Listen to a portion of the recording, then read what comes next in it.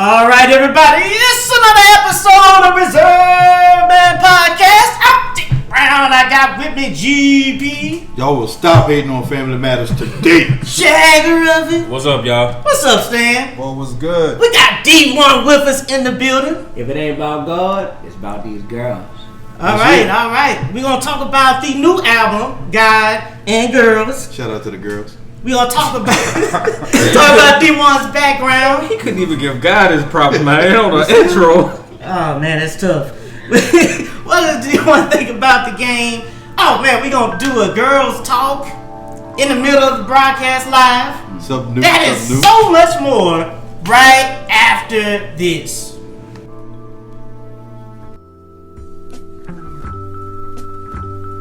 You know your credit score bad.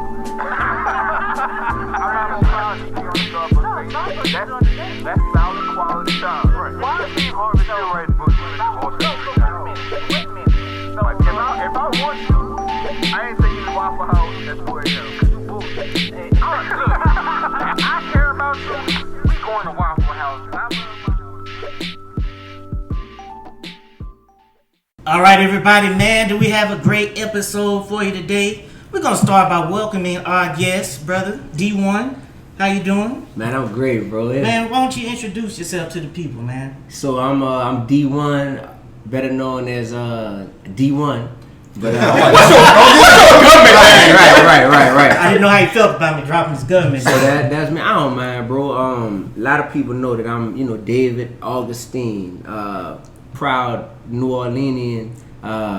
But definitely, I've been D1 since I started going to LSU. Mm-hmm. Definitely been D1, man. Before I even knew that this stuff was gonna become a career or take off, and now the name D1 is hopefully synonymous with a few adjectives that bring about positive, thought-provoking, educational, God-fearing vibes inside of people, man. So I really work hard to stand for something bigger than myself. So for those listening that's not yet familiar with your music, why don't you tell them a little bit about your background?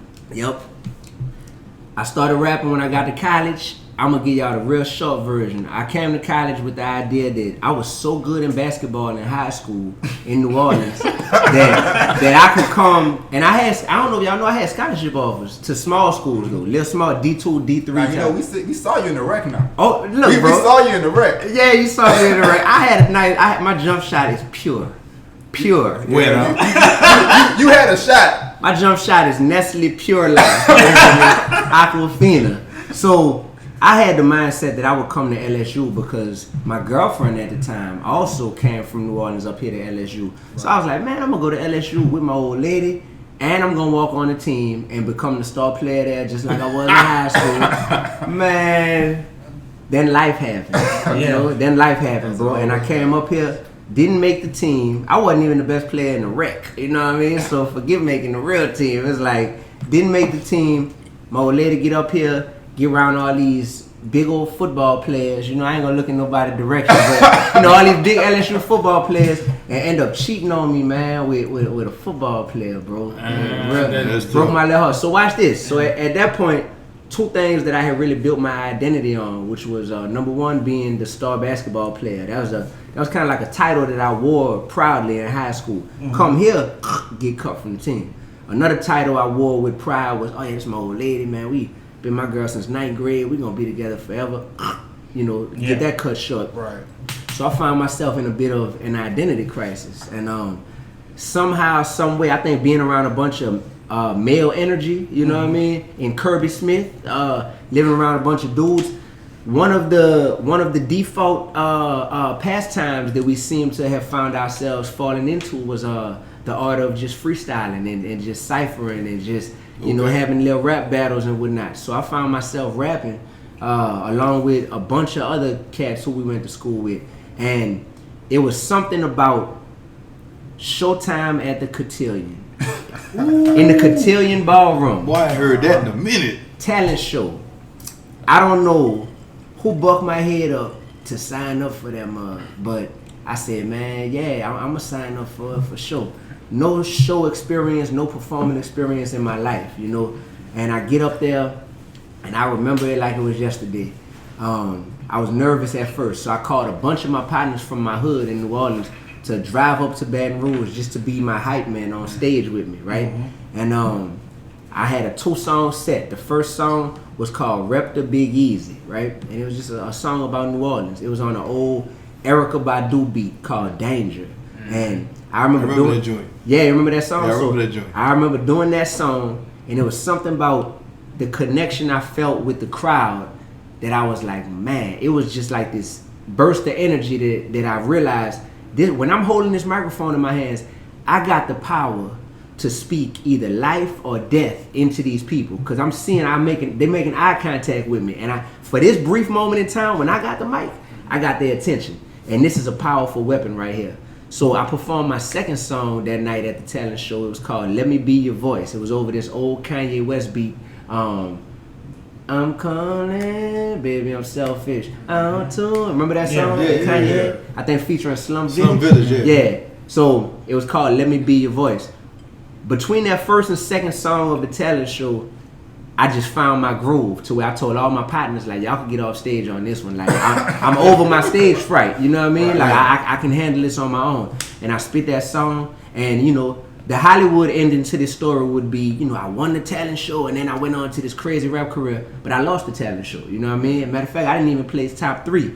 But I won the internal battle of number 1, getting over that stage fright that I knew I had, and number 2, realizing that this microphone could speak life or death into people through my rap lyrics. So that's kind of what happened, man. And at that point, I think everybody in college who I met probably from that day on knew, like, oh yeah, that's David, but yeah, that's also D1. That's the little dude who be rapping. He always giving out mixtapes and performing at this event for the Qs, or this event for the AKAs, or this event for the Alphas. So that became me in college.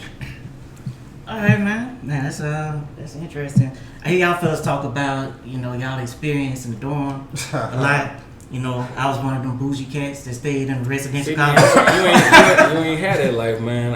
Well, as soon as I found out that it was co-ed, I was like, let me get in this residential college. Hey, you can say Kirby Smith was basically co-ed too. Kirby Smith, hey, and if you thought it wasn't co-ed, whenever they had a fire drill in the middle of the night, boy, you knew it was co-ed. Cause you're like, wait, how are so many girls coming out of Kirby Smith, man? Look, I don't know how LSU let me be RA.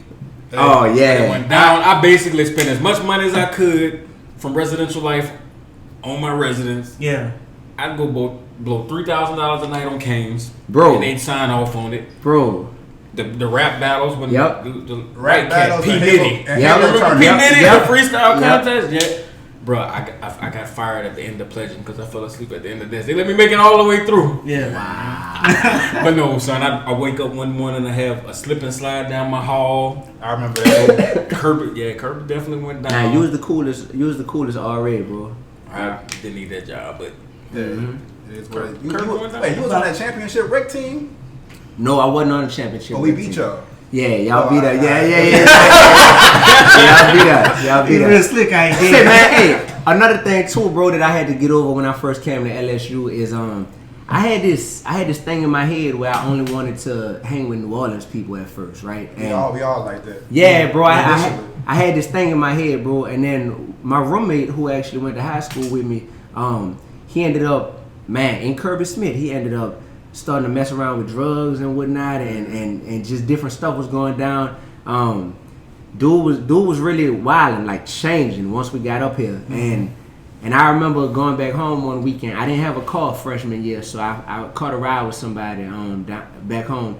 And I remember telling my mama, like, man, like, you know, dude I went to high school with, my roommate. She was like, yeah. I said, man, he tripping, like he changed. And I kind of told her, and she was like, you know what you got to do. She was like, but are you going to do it? That's the question.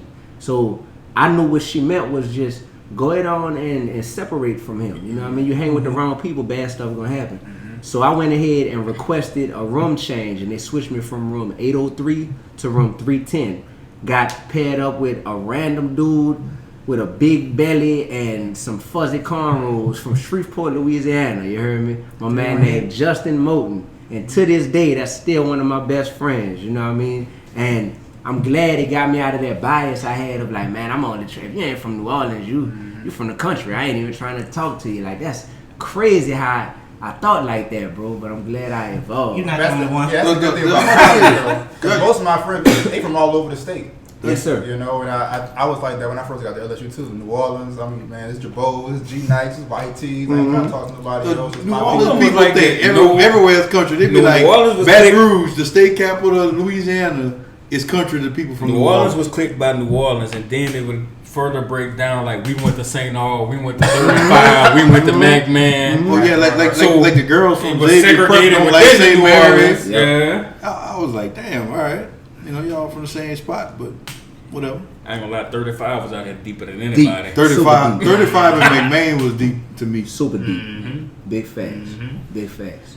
So now that's how college started out for me, man. And man, it was so organic, bro, because it wasn't about no money back then when it came to the music. Yeah. It wasn't about no social media. It was just like, bro, I just want to walk through the quad and on my way to my next class, you know, I want Shagari, I want Stan, or I want Chaz, or I want Howard, or somebody just stop me and be like, D, I like that mixtape, dog. That was jamming. For me, that was payment. You know what I mean? Like, that's what I would live for. Is just that, or let alone it be a girl. You know what I mean? And stop you and talk about, David, I like it. You know, like, that's what it was all about, bro. And it was just all about hitting up whatever event there was, man, and just getting the music out there, burning CDs inside the dorm room on my E-Machines computer. You heard me? Putting my cell phone number on the mixtapes, passing them out in the choir for free. Then I was like, well, wait, my cost of production is approximately like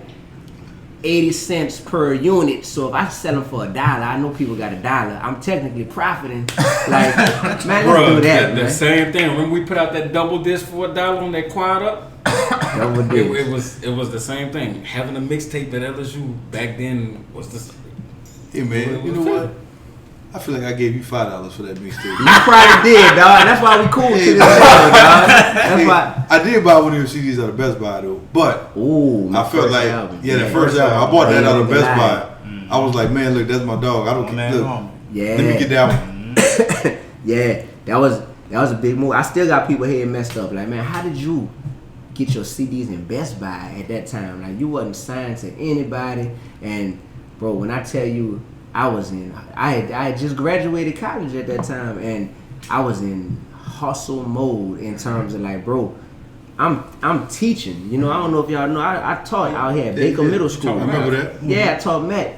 So I enjoyed the kids and everything, but just that lifestyle, that lifestyle was taking a toll on me, man. And I was like, I gotta figure out how to transition and translate popularity on LSU's campus into an actual career, you know, and how. And bro, I was doing research that I wouldn't even know how to retrace my footsteps and do some of the stuff I pulled off back then. Getting my CDs in Best Buy, bro. You know, I had to go to every Best Buy in the state in my car, in my '98 Honda Accord, and physically drop those CDs off to those Best Buys on consignment. You know what I mean? Every Best Buy in the state, dog. Like literally.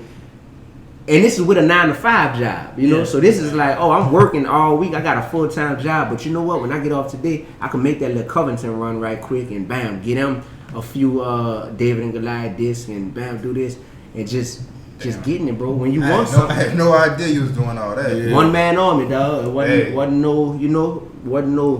no person doing it for me. So, yeah, it's got to be a real blessing to be able to pursue your passion, and that's just like what you do now. Right. Oh, bro, I haven't had a day, by the grace of God, I haven't had a day of work-related stress my whole life. You know, I don't know what that is, because the 2 years that I was a teacher, I think I was just on an adrenaline rush, because I'm like, man, I was excited to see miniature versions of me in that class every day. And I'm like, man, I got a chance to really speak into these brothers' lives and these little sisters, and that kept me going. A lot of the BS behind the scenes, you know, that happens in the teacher's lounge or just corporate America in general, that stuff started to weigh in on me a little bit. But since then, though, since I've been doing this full time, it's amazing, bro. It is amazing. Well, I do have this one question. What would it be the Best Buy deal? Like, what would you identify as your big break? Like, Nah, it wasn't Best Buy. Like at what point were you like, yeah, I'm doing this for real? I'll tell you, it was when I put out this video for this song called J50 and Weezy.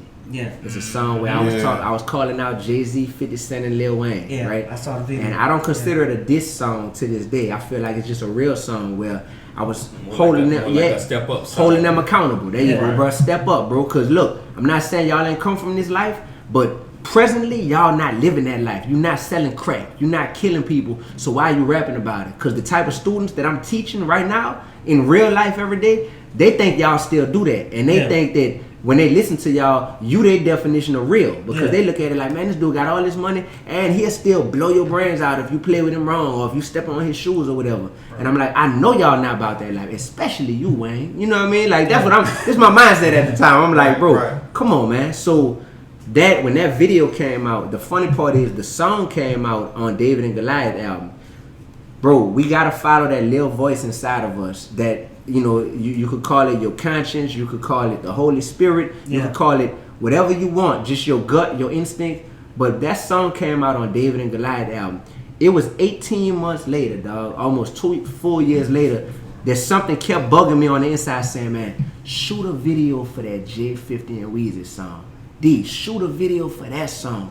And even though I was like 2 projects past that, I went back in time and hit my partner like, bro, we need to shoot a video for that J50 and Weezy. We shot the video, and when that video came out, all of a sudden, bro, I'm on, for the first time ever, you know, MTV Jams, allhiphop.com, World Star, you know what I mean? All this stuff, bro. Doors start opening up, dog. I get a call from Universal Records wanting to sign me. They fly me up there, and all of the stuff that I'm dreaming of and I'm seeing online that people experience, it starts happening for me. You know, that led to my first nationwide tour. I was about to sign with Grand Hustle, with T.I.'s label, and Tip went to jail at the time, so I just signed a management deal with his manager, a dude named Jason Jeter, and he put me on my first nationwide tour. You know what I mean? Like that video, J50 and Weezy, changed my life. Game changer. That's awesome, man.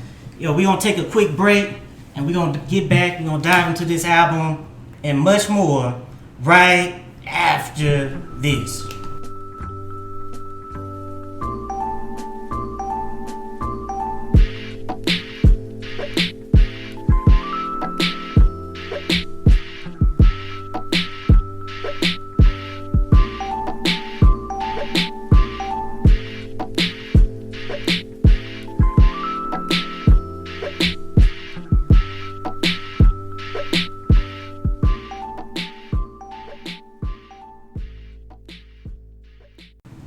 All right, everybody, we are back, and we gotta dive into this album, man. God and Girls.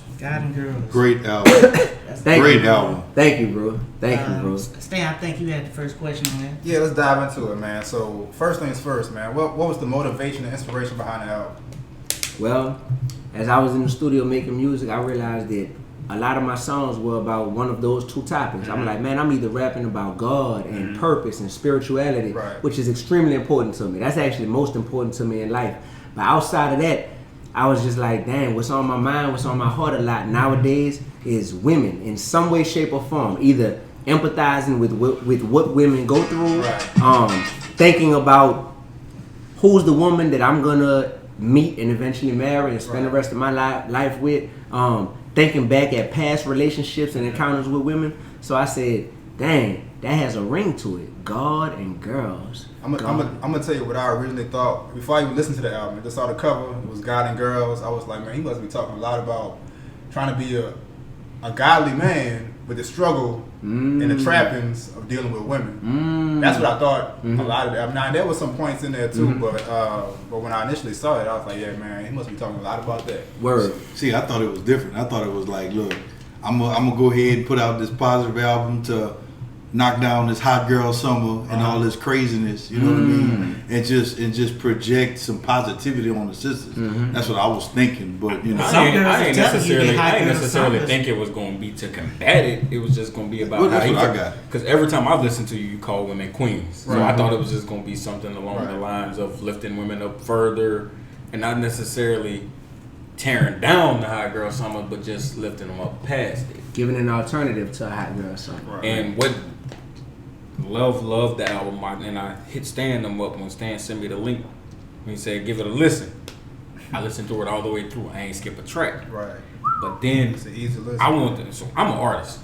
I want to know what the motivation was behind the album cover, because you did yourself a big service with that right there, because that drew me in immediately. I wanted to go listen to what this gonna be about. Like, why the little girl standing up on the pillar, reaching a flower, is what I think is a flower up, and God is reaching his hand out to her. I got goosebumps with you just saying that, Shagari. Cause it's powerful. That album art is your chance to grab the attention of people without them listening, and your album art got to make people want to go listen, and that's what it did for me. Yep. So like, I was intrigued. Like, that's a powerful little image for, I immediately wanted to go listen. Yep. So what was your motivation behind it? This album is bigger than me. This concept, God and Girls, this is way bigger than me, bro. These are two topics that are relevant in everyone's lives, and they are topics that people get passionate about. When people talk about God, whether they're atheists or whether they're Muslim or whether they're Christian or whether they're just undecided and they're just like, yo, it's complicated, I'm not any of those. People get passionate about that. Right. Same thing when it comes to women. So I realized that for the first time in my career, I didn't want to be on the album cover. If you look back at every one of my other projects, I'm on all of them. Because I know I'm not ugly. I know my grandma tell me all the time, boy, you so cute. And I'll be like, bet, mama, I'm going to be on the cover of this one and that other project. And I said, you know what? I'm in a different chapter of my career now. I was signed to a major label. By the grace of God, I got out of my deal. I formed my own label, Mission Vision Music. You heard me? The ownership feels amazing just talking about it right now. I said, I have to look and present myself in a way that symbolizes this being a new chapter. One of those ways is, let me get some album art done for the first time in my career. I had the concept. One of my brothers, his name is Rosito. He's based in Milwaukee. I just gave him the concept. I said, bro, I had a vision. I want God, the hand of God, to be reaching down from heaven. I want to have a woman who is elevated on a pedestal, facing away from all of these men who are beneath her. The men are all reaching up to her. They're either bowing down to her or they're reaching up trying to get her attention, like so many men do in the world when it comes to women. Men going out their way, anything they can. I bought this type of car. I got this name brand clothes on. I got this many followers. I got these pickup lines. Anything to get the attention and admiration of women. But the woman is not even focused on the man. She's focused on God ultimately. And I just had that vision, and me and this brother went back and forth with about 4 different drafts, and ultimately we came up with something that I was like, that's it, bro. That's it. So yeah. So I know for me, it was 2 songs in particular that really stuck out for me. We got the same too. And that was People Don't Want That Real and God and Girls. Yeah. And as I was sitting there before you got here, Stan was like, man, we got to ask him about that line at the end of God and Girls. And I knew exactly what he was talking about when he was talking about if more women wanted godly men, then more men would want God. Like, so I just kind of want to hear your thoughts on like how you really feel about that, because you was like, then the world problems would be the world's problems would end ultimately.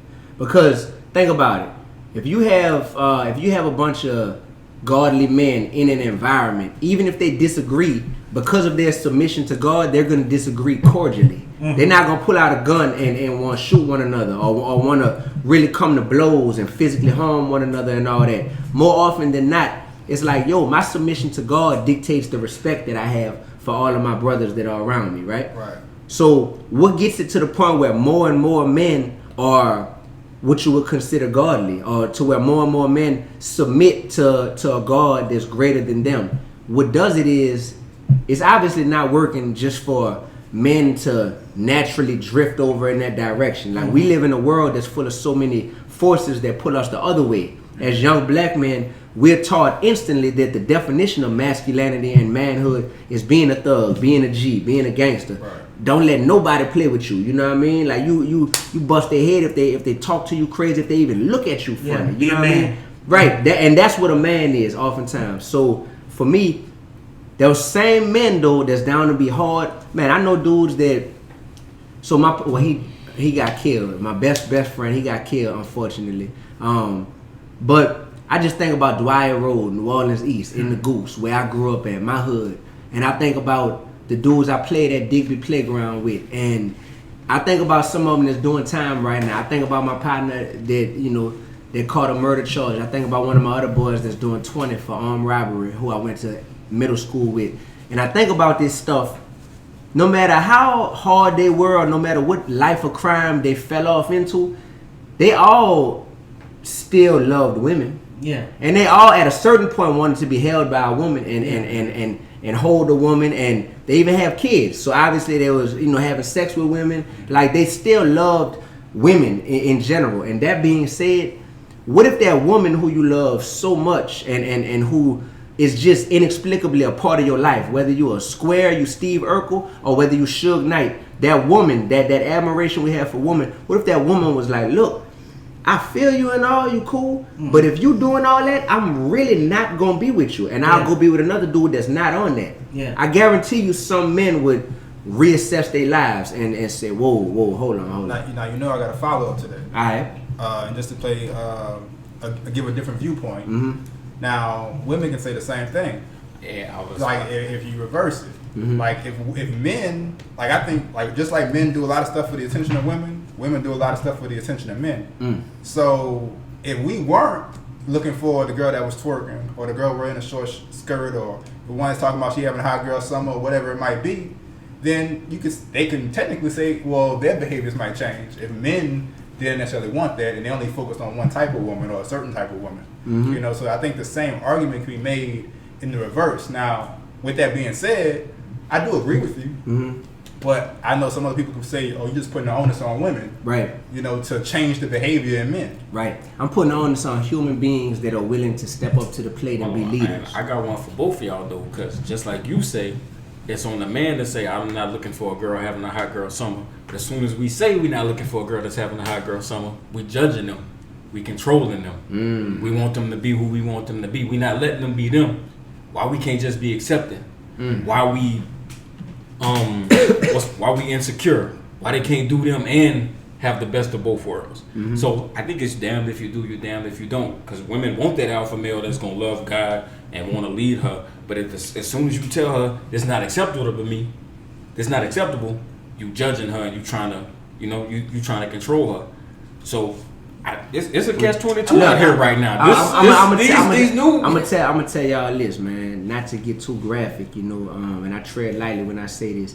One of my partners, lifelong friend, who got murdered a few years ago, he had committed a very serious crime, for lack of a better term, the day before. The day after he commits this type of crime, he's going by his little boo, one of his little yas, because like any man, he just either wanted to smash his girl or wanted to just hang with his girl or spend time with his girl, what he thought was his girl. And this particular young lady actually set him up to where one of his rivals, one of his enemies was waiting there for him and actually killed him. You know what I mean? So I think about it like this, man. If we were around women who weren't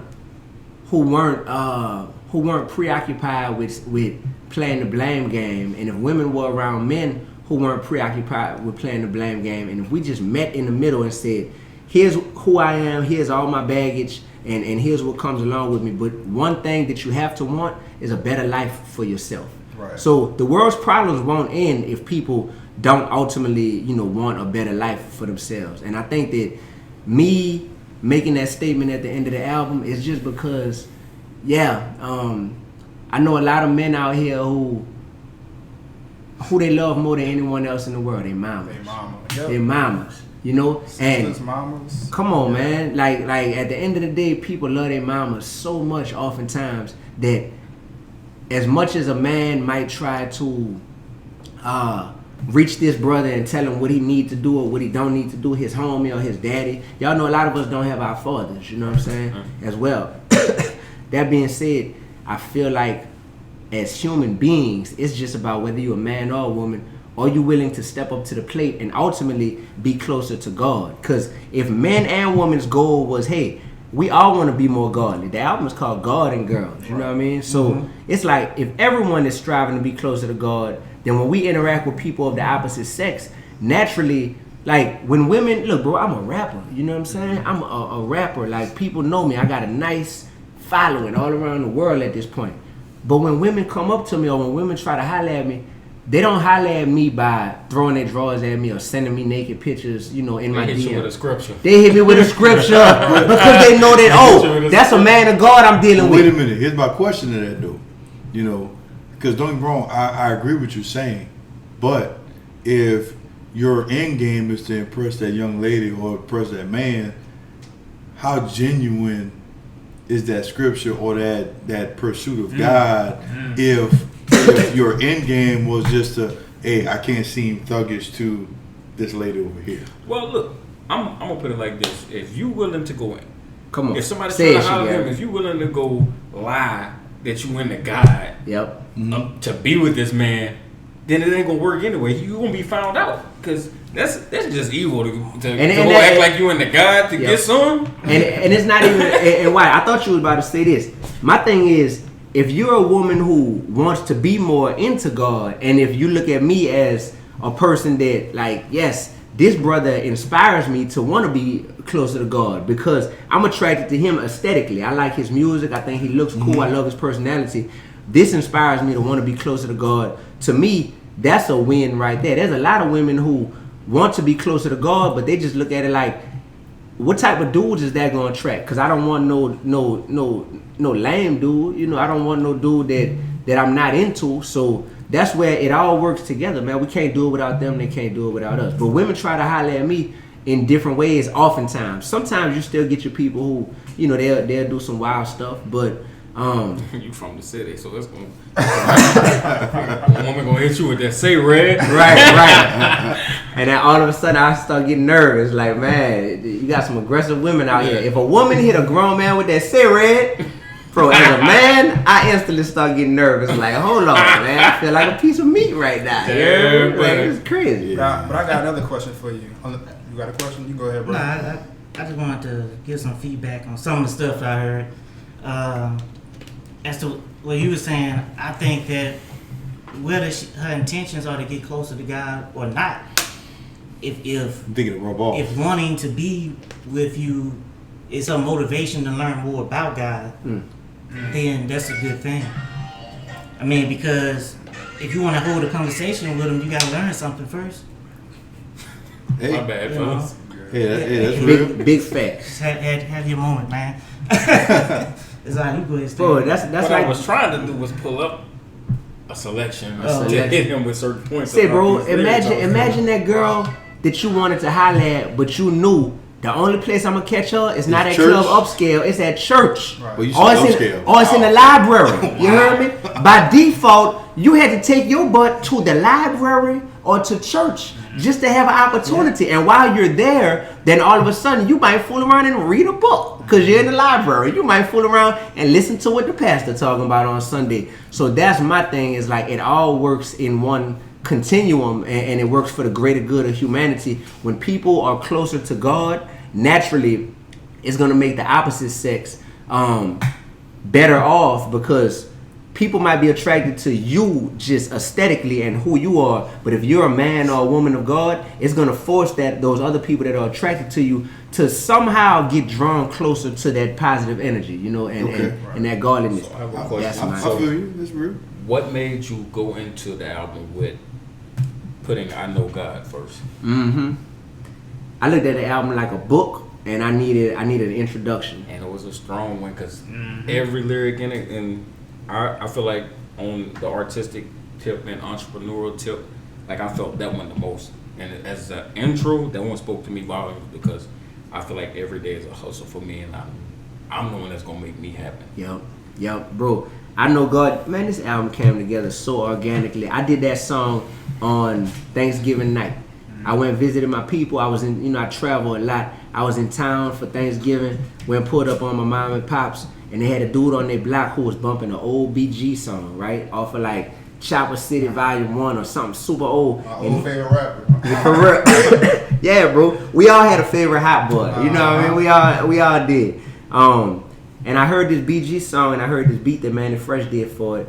And it was so smooth and so cool that it's one of them songs that I'm like, man, I could ride around to that instrumental all day and never get tired. It just put me in a good zone as an entrepreneur, as a go-getter.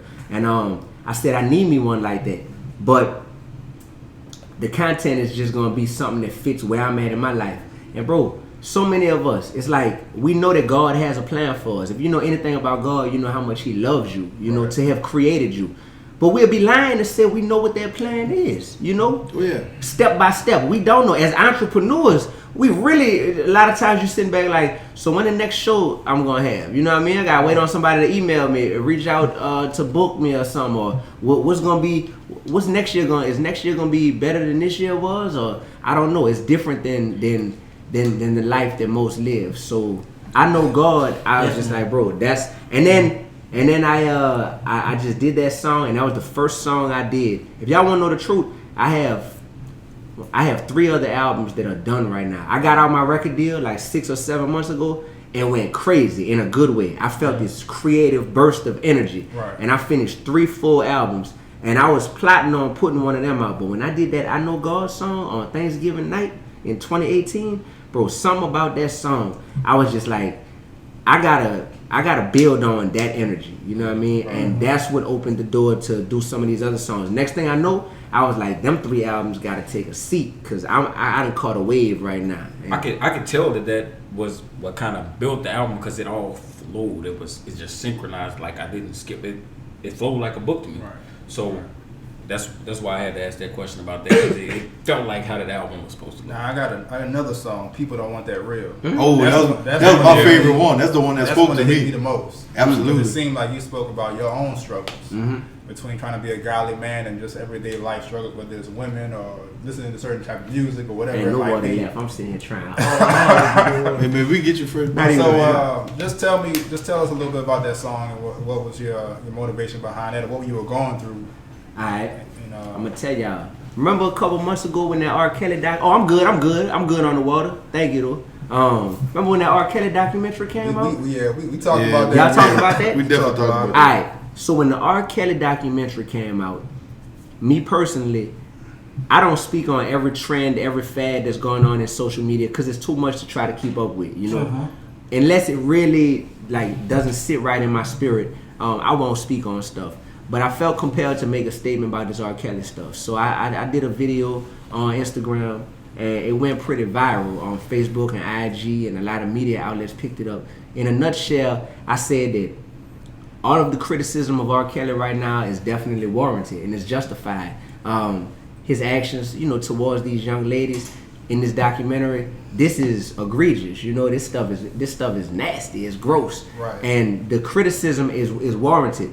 I said, but where do we draw the line? Because the industry that we're in, we're sitting here pulling R. Kelly out the bunch right now, but you got other artists who are in the same industry who are known wife beaters. You know what I mean? Right. Artists who are known to have committed like other crimes and other actions that we would say, if anyone else did this, lock them up and throw away the key. Yeah. But we still bumping their music and we still patronizing them. So R. Kelly is bearing the brunt of this now because this documentary came out, and right now for these 2 weeks, I know it's gonna be the trending topic online. But I asked that in that Instagram post, and me personally, after I did that post, I realized something. I said, man, it's not that people really are. It's not that people are really hurt or angry about stuff a lot of times. It's just that it's the cool thing to say in the moment. You know, they catching a wave. They catching a wave because at the end of the day, how many people are saying this, but when they need a soundtrack for their, for their lovemaking session they're about to have that night, it's R. Kelly. You know, and that's what compelled me to make the song. And then I talked about in the second verse, I said people don't want love. They just say that they do. Now people don't want love, and I'm one of them too. And I thought about it, and I said, man, it's the same thing. It's easy to get up here and say what you want and that you want to be with one person, but then when 5 people slid in your DMs today and 4 of them look good, you know, and you're like, well, I'm going to entertain all of them. You know what I mean? It's like, do you really, are you that same person that's saying you want to be married to one woman and you want love and whatnot? So I just say, you know what? Sounds familiar. Yeah, I'm like, bro, this ain't these topics I'm discussing. These aren't just things that D1 is going through. These are things that human beings are going through. But the best way to get people to look at themselves is to not point the finger at them, but to point it at yourself. Mm-hmm. So I put myself on the chopping block in this song, you know. And I don't know if any of y'all saw the music video. For people don't want that real. The music video is on another level. The music video, bro, I'm sitting here talking about R. Kelly in the beginning of the video, but then as soon as that first verse crank up, boy, I'm in the studio. I got I don't drink, but what I had, I got vodka, I got weed, I got vodka, I got buku chicks that got hardly any clothes on, and I'm sitting here turning up, and I got R. Kelly bumping grind on my Apple Music. You heard me? You got naked chicks turning up the scriptures? No. Let the man say bumping grind. The book of Robert. You heard me? They're turning up to the book of Robert. So I did this in the video just as a wake-up call, as a sobering moment to people to see, like, that's how gangster it get. And then the second verse shows me sitting here speaking one morning at a church to a bunch of teenagers, you know, being a positive male role model, and I'm talking to all these teens and all this. But then a few hours later, it shows me, and I'm chilling at the crib, and I got one girl I'm on the phone with. I tell her, hold on right quick. Somebody clicking in. It's another chick.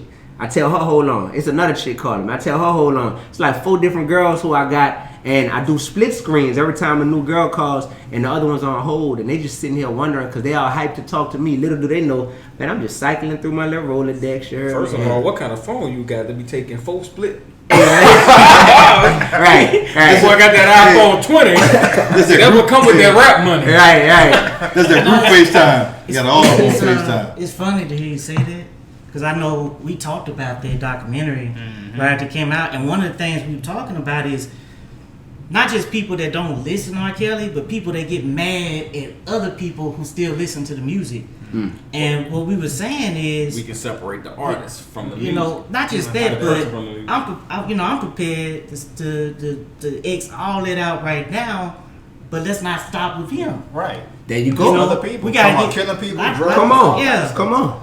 You know, not only are they doing stuff in their own lives, but look at the content they putting out. Right. So if you want to X R. Kelly, we gotta X everybody. If we X everybody else out, you might be the only person in my iTunes. That you can listen to. You might be the only man. I wouldn't be mad at that. You know what I mean? Those streams gonna go up. Right. D1 and gospel. That's it, though. And if you notice, nobody ever criticizes R. Kelly's musical content. They just nobody be tripping on what he make music about. Even the sexual songs, people be because he's not worse than nobody else. Exactly. But no, see, Jay even called out Keith Sweat. Yeah. Listen to the other songs, like what they talking about. The same time he was putting that out.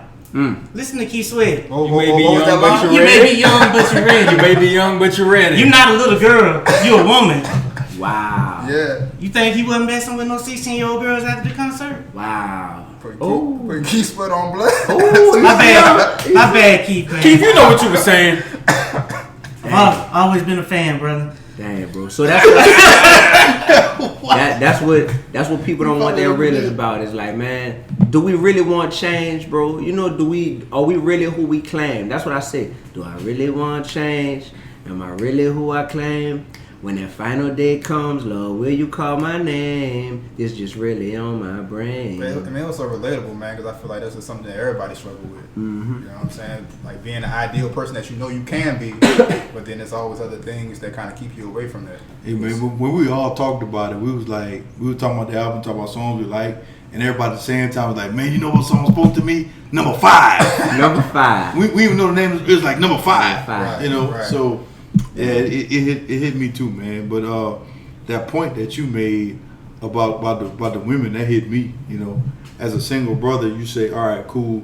You know, I'm a godly man. I need to be looking for a wife to settle down with. But at the same time, you know, you see something you like, man, your head on a swivel. You know what I mean? So it's, you know, I'm pretty sure that you and I aren't the only people with that struggle or with that type of issue And I thought it was really, really great that you put that out there like that. Mm-hmm. Right. Appreciate it. So motivation on the one. Oh, the one. So I don't know if y'all know this or not, but the one, the lyrics, the rap lyrics for the one, I did a freestyle in my studio like 2 years ago, bro. I had my little nephew holding the camera. He was kind of like my hype man. This is some super organic stuff. My boy C. Smith was doing a beat on the beat machine live. And all them lyrics that you hear, she could be the urban type or the suburban type. I like the working type. You could keep the twerking type. This is just me freestyling in my studio, right? And we put it out on Facebook and on Instagram and YouTube. That mo went viral. Probably like 3, 4, 5 million hits, you know what I mean, on Facebook. Then they go viral on Instagram, viral on YouTube. And for 2 years, people been telling me, boy, you need to make that into a real song. You need to make that into a real song, right? So what I hate doing, you know, when movies try to make sequels, a lot of times they mess up, you know, and the sequel is never as good as the original. I didn't want the, yeah, I ain't see it yet, but yeah, I didn't want the real song that I made to sound like I was trying to duplicate the freestyle that I did. The freestyle was a moment. It was something very special. That being said, I wanted the song to be way more chill and to be way more acoustic feeling and just something you could ride and groove to. So those lyrics came from a freestyle that was originally called the working type versus the twerking type, you know? Because I feel like a lot of the women, especially in the Instagram age, a lot of the women who are amazing women with a bunch of dignity, a bunch of integrity, they questioning themselves because they only got 421 followers. And they pictures only get 42 likes and maybe one comment from their friend from second grade, you know what I mean? Or they're just gonna always say something nice. And they questioning themselves because now likes and comments are a form of social currency in today's society. So because of that, I wanted to make an uplifting anthem for them. And also speaking about what I want in a woman ultimately. And that's why the one came together, because I feel like if you are a single person that aspires to be in a wholesome relationship, you know, that's powerful and that's a relationship that God would approve of, I think the one is your anthem. Yeah, so that's why I made that.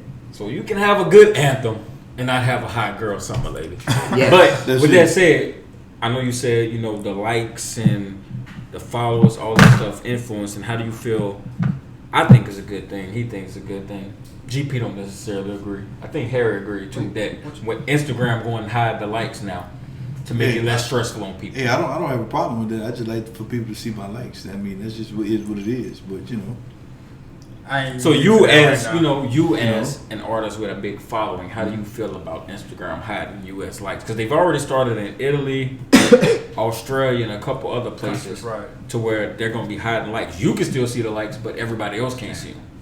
Oh, that's gangster. Yeah, I fully support that. And you could see the likes. You can see the likes, but everybody that follows you can't see the likes. So you can still show it to companies or whatever for advertising purposes. Yo, or, you know, but I love that. I'm 100% behind that. If y'all watching this Instagram or whatever part of the world, man, holla at D1 Music, DEE, the #1 music.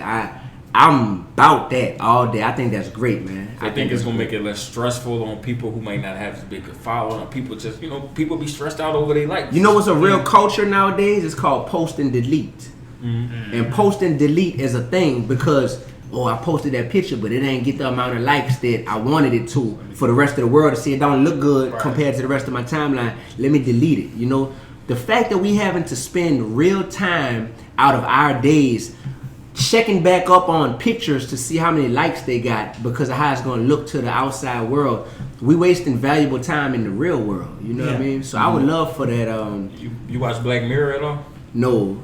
Black Mirror did an episode kind of about that, how people's world revolves around their likes and their social media and stuff. Might need to check that out. Okay. Oh, wow. Okay. Yo, with that, we're going to take a quick break and we'll be back with more right after this.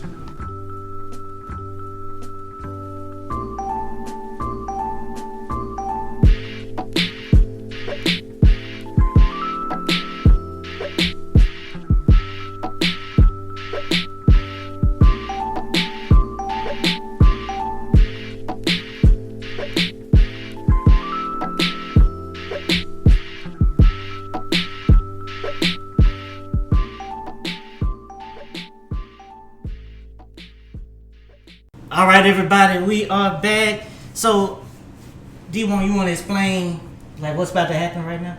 Yeah. So what's about to happen is my album God and Girls is out, and I really started this really cool discussion series called God Talk and Girl Talk that I do on Instagram Live.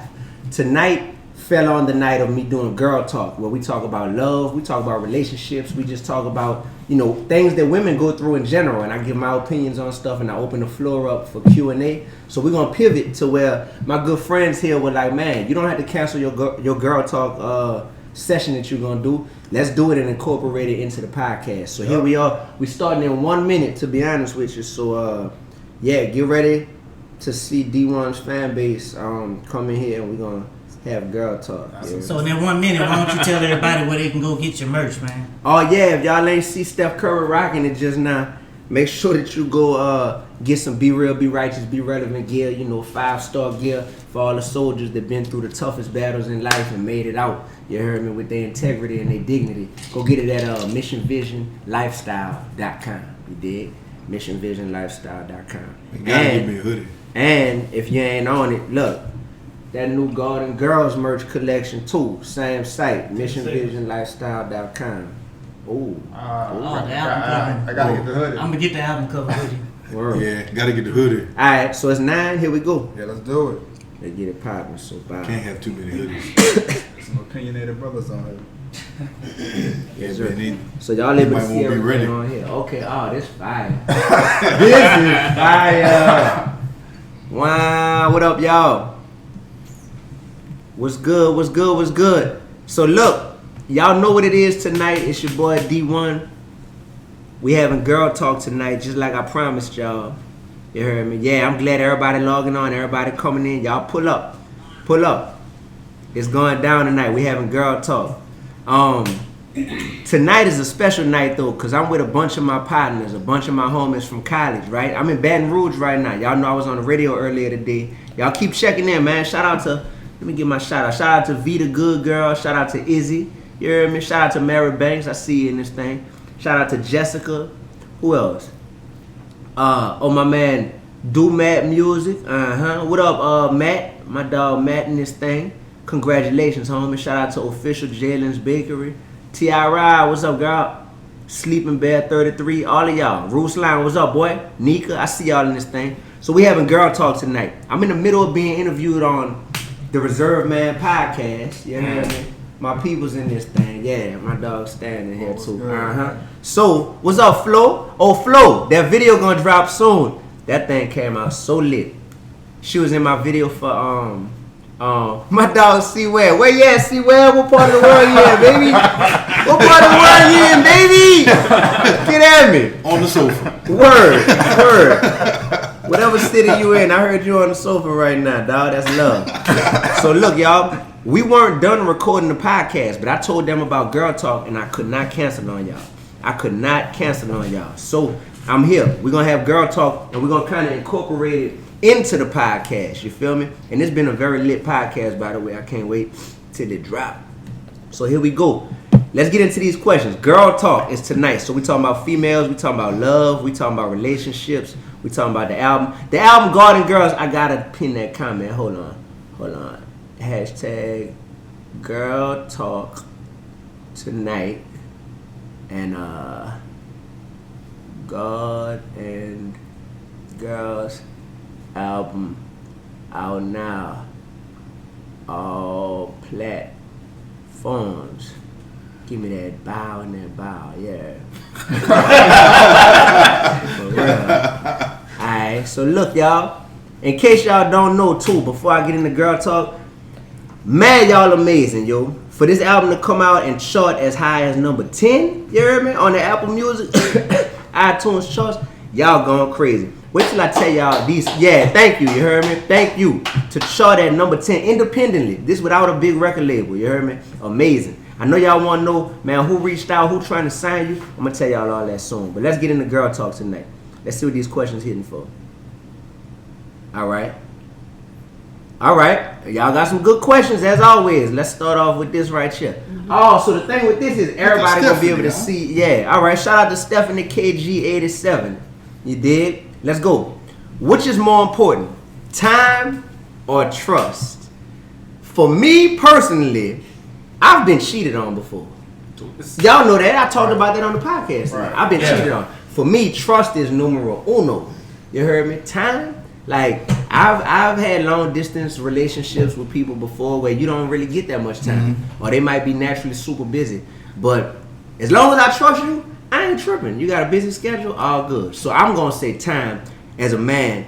I'm sorry, trust, hands down. What's y'all answer? I put it like this: if it's no matter how much time you spend with a person, if you don't trust them, it don't even. It's pointless. I was about to say the same thing. Like you're not gonna give somebody the time that you don't trust. Like why you gonna trust somebody?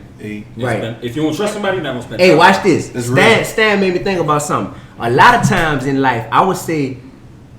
The one that actually cheated on me, that's crazy. Bro, I spent the most time with you. And I was overcompensating for a lack of trust that I had in her. So I was like, well, if I'm with her all the time, she can't cheat on me. But I gotta sleep sometimes. When I slept, she crept.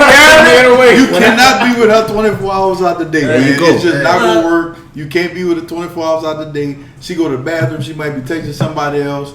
If there's no trust, you ain't got nothing. When I was sleeping, you was creeping. You heard me? I realized that. Dang. Well, here's the thing, brother. The older you get, the less time that you have. Facts. Like you're an entrepreneur. Yeah. Me and Shad, we're entrepreneurs. And then just life, which all of us can relate to. Right. You have more you're doing. You're trying to mentor. Trying to get involved in certain organizations in the community. You working. You out here trying to get the bag. I mean, there's just less time that you have. So you gotta be able to have that trust in the person that you want to be with, knowing they gonna hold it down. Look how lit we are tonight. Shout out to GP, you heard me, with all this technology power. So we see ourselves on the big screen. We can see all y'all comments. We got a whole crib. Everybody in the crib, you heard me. We want y'all to see my dog Leetrick, my dog C-Web, everybody that's back there, man. Y'all see it's super lit tonight. So that's what we saying. What y'all talking about in these comments? They said, Dan, I'm so sorry. What was wrong with her? Matter of fact, do you know who I'm talking about when I keep talking about it? Don't remember the name. I know exactly who you're talking about, though. This man went to school with me, so he knows exactly who I'm talking about. And I tell them on here, though, first of all, I'm not trying to be messy at all when I talk about this stuff. But it's about people understanding, bro. I don't care what pedestal y'all put me on. I go through real life stuff just like everybody else. One of the dudes who I know for a fact that this particular young lady, when we were at LSU, cheated on me with, I saw dude at a Nas brunch that Nas had like a private brunch 2 weeks ago. I saw dude. Went up to him, dapped him off, hugged him, what's up, partner, how you doing? You know what I mean? You can't be mad at him. Can't be mad. You know what I mean? Can't be mad, period. That's something I wanted to ask you about, though. Because in one of your songs, you talked about, I know you've been cheated on, but you also... You feel very strongly about a woman being with the wrong man. Yeah. And you'll finesse her, if possible. I did say that. Real Smooth had the email off on the ground with a DM. So I was going to ask you how you feel about that the other way around. If you feel like a dude ain't, is it cool for you to get somebody that you're interested in if she not being treated right? In real life, I'm gonna tell you something. I don't holler at women who I know are in relationships or married. That's never been my style. But nowadays, 99% of the world are in situationships. You know what I mean? Yeah. And they on Instagram posting that they with a dude or something like that. But in real life, they not in a committed relationship. You know what I'm saying? Nika Booski. You hear me? What's up, Nika? Should you give your girlfriend?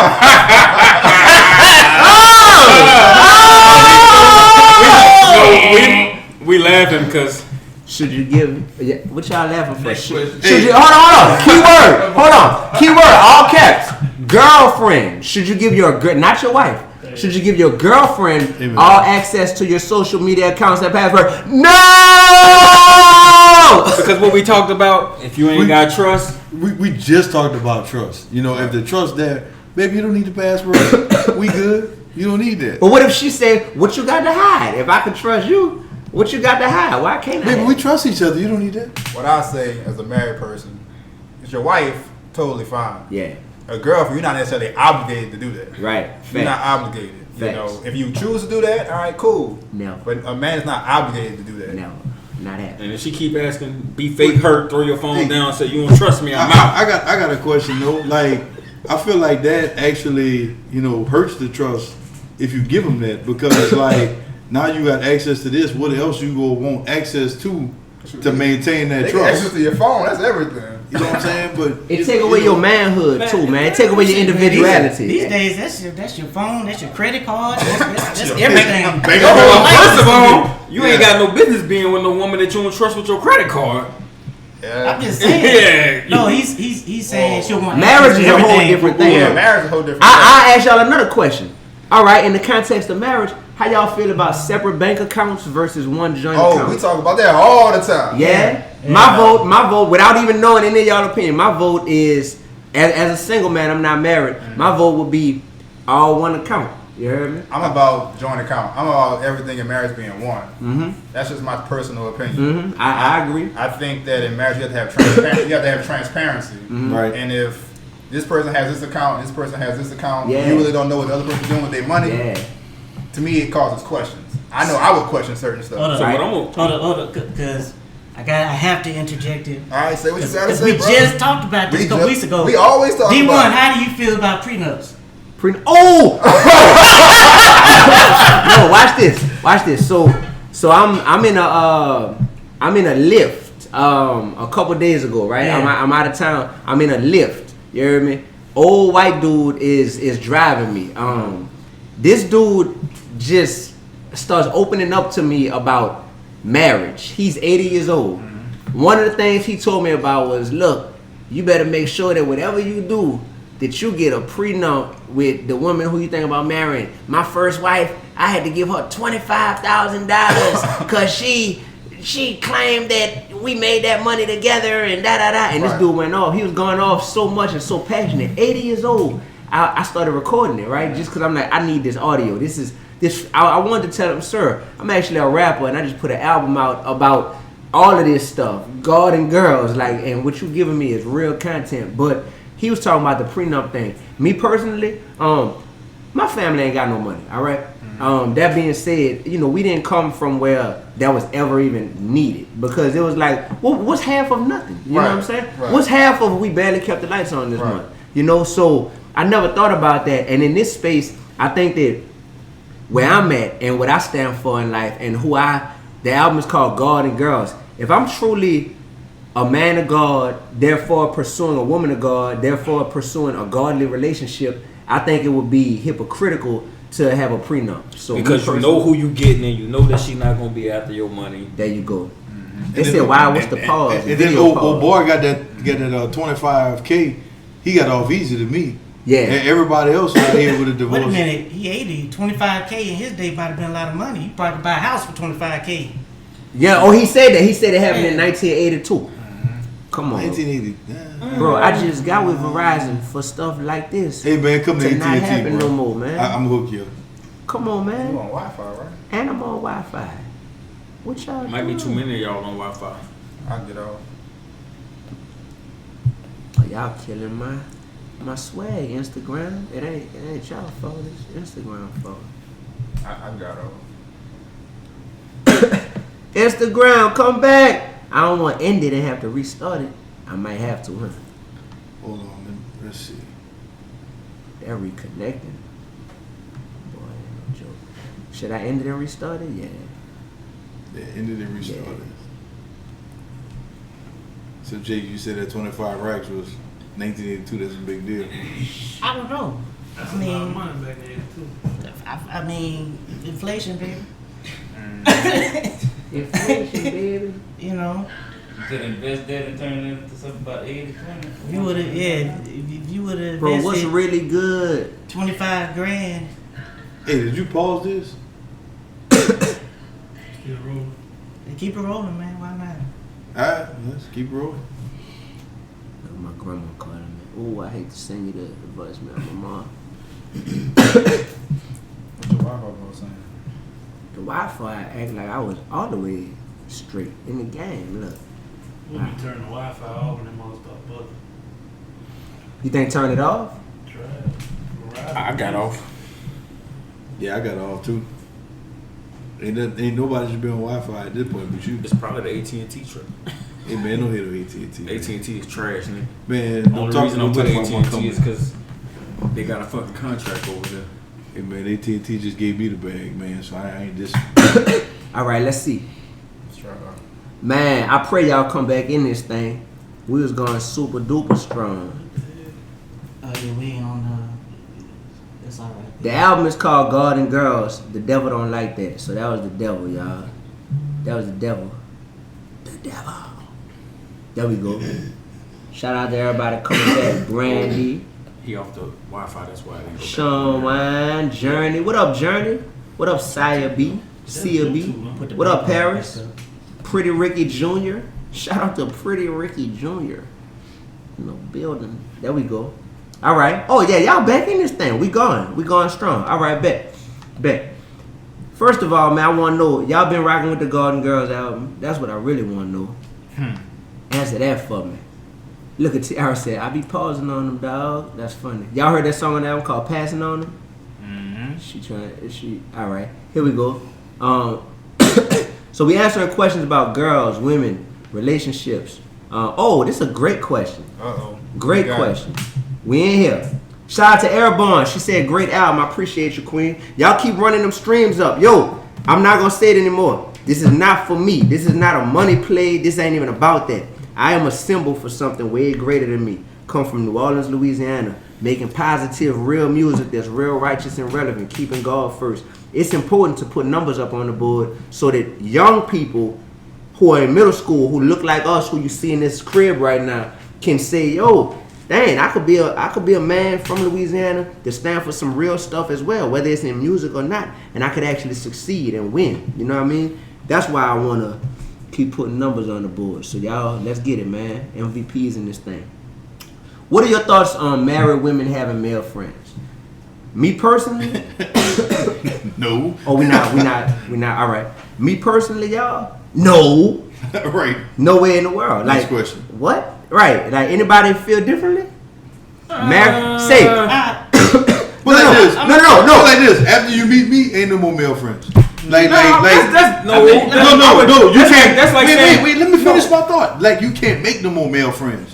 Now, if you already had something, you maintain your people. And if you're a real dude, or if that dude was real, if I was cool with your wife prior to you and her getting married, as a real dude, I'm gonna tell her, yo, we gotta have boundary lines with our stuff now. I gotta form a relationship with your dude, and if anything, I feel more comfortable going through your dude. I was about to say, you being ridiculous talking about ain't no more male friends. It's to an extent. You gotta. It's about, can you be friends with somebody who respect your marriage and respect your husband? I ain't expecting you to cut everybody off, but that's like to say everybody off. He clarified.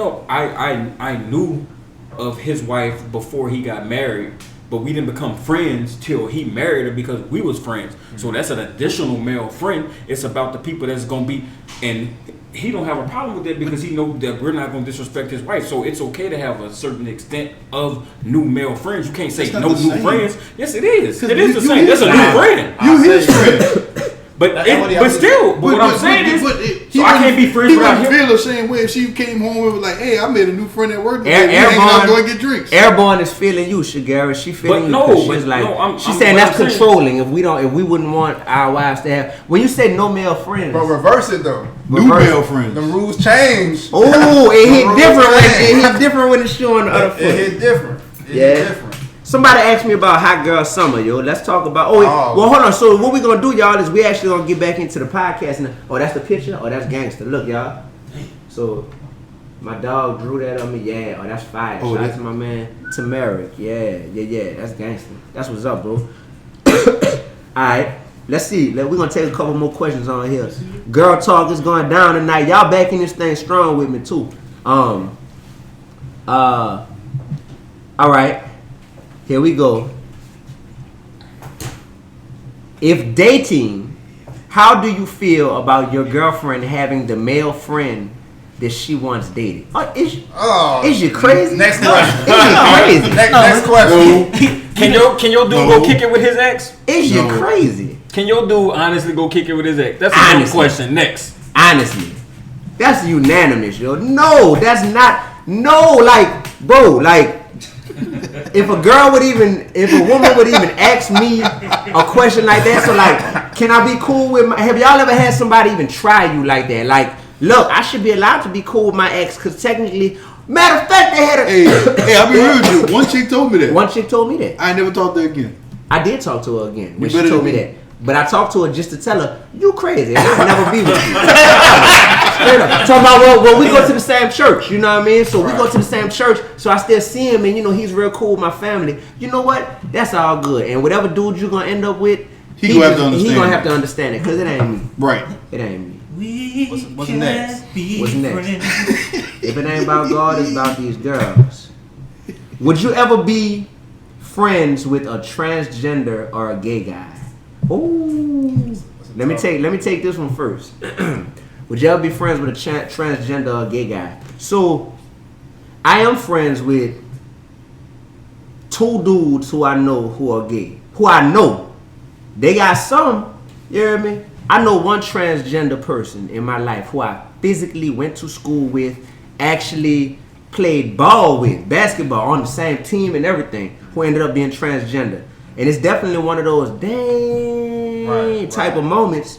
But then you just think about it like, does that mean that I just hate that person all of a sudden? It's impossible for me to spew some sort of hatred towards this person because they made that lifestyle choice.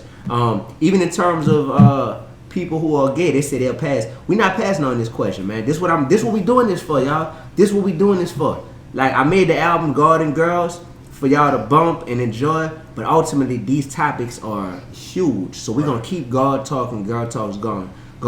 So I have a couple friends who I know of who are gay, and I would consider them friends. We definitely we're not just associates. I think that it's a situation where when we talk about those topics, I'm never gonna make any progress in any kind of conversation with someone about if they got a difference of opinion on sexuality or religion or anything, unless there's a foundation of love that's been built there. You know what I mean? So for me, like, building that foundation of love is something I could do with pretty much anybody on this earth. And from there, if we have differences over time, now we have a platform to express and talk about those differences in a place that could be constructive. So that's me personally. I'll dive in there. I think as a young man, like growing up in New Orleans, you know, I mean, we fed into those stereotypes. So you be like, nah, I ain't about to do that. Right. But, you know, as a grown man, if I had a friend or whoever who came out as gay or whatever it might be, just like you just said, I couldn't just all of a sudden like hate them or shun them or push them to the side. To me, that ain't even natural to do that. Mm-hmm. I think that, you know, you would still be friends with that person. It'll be probably a little bit different because you're like, it may be a shock to you, it may just be different to you because you didn't always know that person like that. Mm-hmm. But, I mean, at the end of the day, you're going to accept them for who they are. Yeah. As a grown person, as a young man, it might have been a little bit harder for me. But as a grown man now, I mean, I'm going to be accepting for whoever they are. Right. To follow up on what Stan was saying is you don't have to agree with people's lifestyle to respect people's lifestyle and treat them as humans. Like, as long as they're not harming you or trying to get you to indulge in their lifestyle, then you can still respect them as humans. You ain't gotta hate them. You ain't gotta shun them. You ain't gotta turn your friendship away. You don't have to respect it. Yep. I mean, you don't have to like it, but you can respect them as a person. Right. Big fact. And not, humiliate them. And the crazy part about it, I mean, there's people, I mean, everybody probably has somebody who's probably gay in their family. Right. And are you going to shun them or throw them so to the side? So watch this. Oh man, that's a whole nother discussion that we used to do. So Domino Dollar 713. I appreciate you, soldier. I appreciate you for commenting on this. I'm going to have to disagree with you, though. He said, I can cordially know you, but a friend is too close. He said, bad company corrupts good character. Watch the spirit you entertain. So I also know that God hates all sin. And he says no sin is greater than any other one. And it's not a place to judge. So that being said, if you hang with people who have had sex outside the context of marriage, they're fornicators. God frowns upon fornication just like he may frown upon homosexuality. So have you ever hung with a fornicator before? Have you ever hung with somebody that stole something? You ever hung with somebody that lied. Drugs. You know, yeah. Hung with a liar. That's just my mindset on that, little brother. You heard me? Jesus hung out with sinners. Yeah. I mean, if you only hang out with sanctified people, then what can you say? You can't get influence. Who can you hang with? Because who's really sanctified? And I don't know you, brother, but people usually make excuses like that when they trying to justify something. It don't, and you think somebody gonna judge you. You're not gay because you know somebody gay. It's because you have a gay friend. Right. Like you can still be you. And respect other people. See, it's like the comment. It's like the question that I know Stan was gonna ask me on the podcast about. We recording on that? Oh, dope. It's like the question you were gonna ask me about. Do I consider myself a Christian rapper or not or whatever? I feel like when people go above and beyond to try to say, I'm not a Christian rapper, don't call me that, or I'm this type of rapper. That sounds like it's coming from a place of insecurity when, as the artist, you're going above and beyond to tell people how they should feel about your art. I feel like, dog, I've gone out in public with one of my friends who I'm pretty positive is gay before, right? Just me and him going out in public, going to an event. Right. And you best believe it was on my mind, like, man, what these people gonna think when I walk up with somebody that's gay? But then as soon as that thought came in my mind, like, the bigger thought came up in, like, man, people know how you rock, and you know how you rock. Right. So you, like, that ain't your place to even worry about that, because now that's coming from a place of fear. If you're thinking, what are people gonna think if I walk up here with someone, you know, and I gotta get out of that stuff, you know. So I'm just telling y'all that. All right, next question.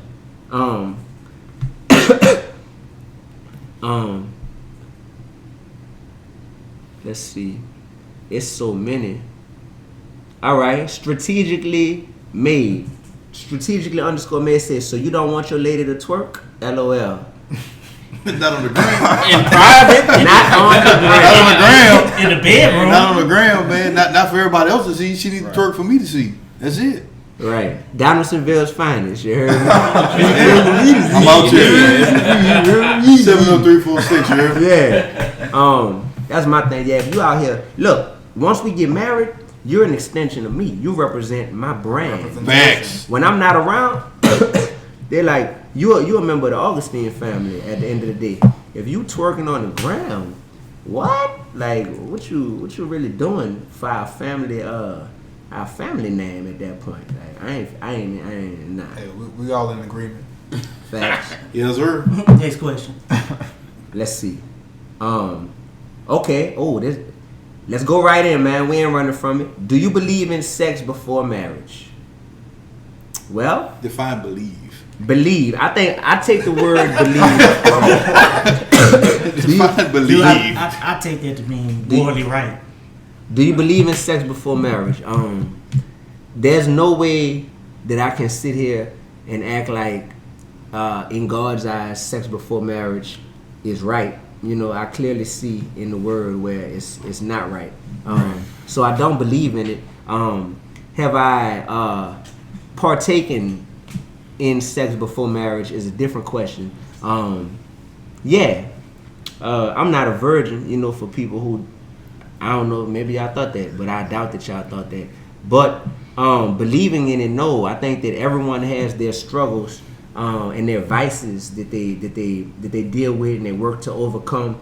And God understands that. You know, God literally understands that people have struggles and weak areas. You look at David in the Bible. You know what I mean? They say David was a man after God's own heart. They say God loved him some David. But y'all know about what David did with Bathsheba. You know what I'm saying? Facts. And you human. People don't want the real. Check out track number 5. Ooh. Plug. David took it to another level, though. Yeah, he got killed and everything. You talking about savage. Yeah. They said, let's see. All right. Okay, I think this is a great question. Myra be like said, shout out to Myra. What is your definition? Oh yeah, I will say that. Shout out to Michi. What up, Michi?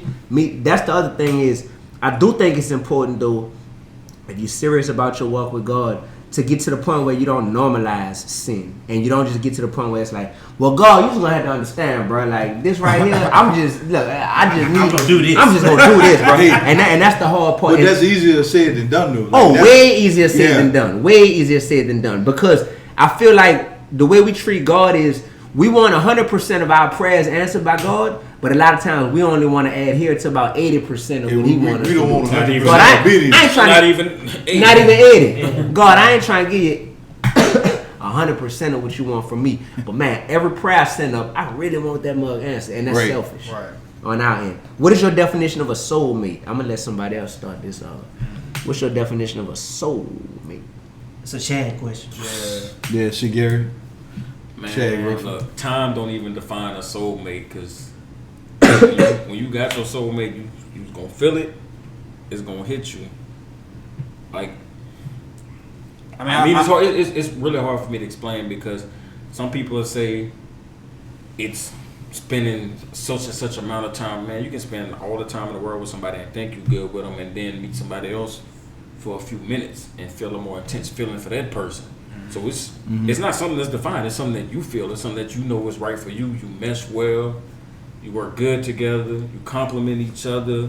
If you fight, you're gonna work it out, and that's ultimately somebody that you feel like no matter what happened, that's your person. Right. Okay. I'll jump off the porch and say this. I think that just because someone is your soulmate doesn't mean that they're meant to be your spouse. That's interesting. Why you say that? Because you can have an out of this world connection with someone, but at the end of the day, You're only supposed to be friends. you're only supposed to be friends, or that's a great one. You're only supposed to be friends, or it just gets to the point where y'all lifestyles aren't compatible enough.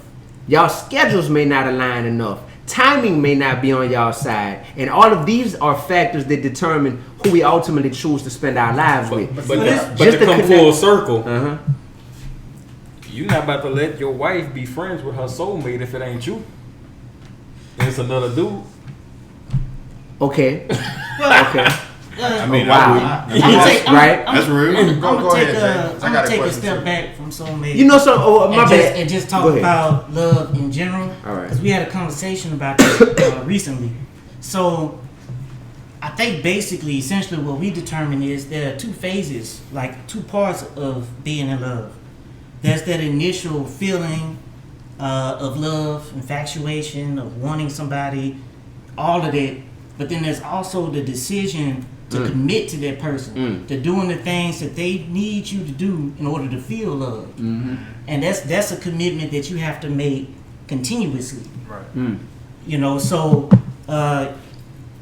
just because you have a soulmate doesn't necessarily mean that's the person that you're supposed to quote unquote be in love with. Because part of that is a decision.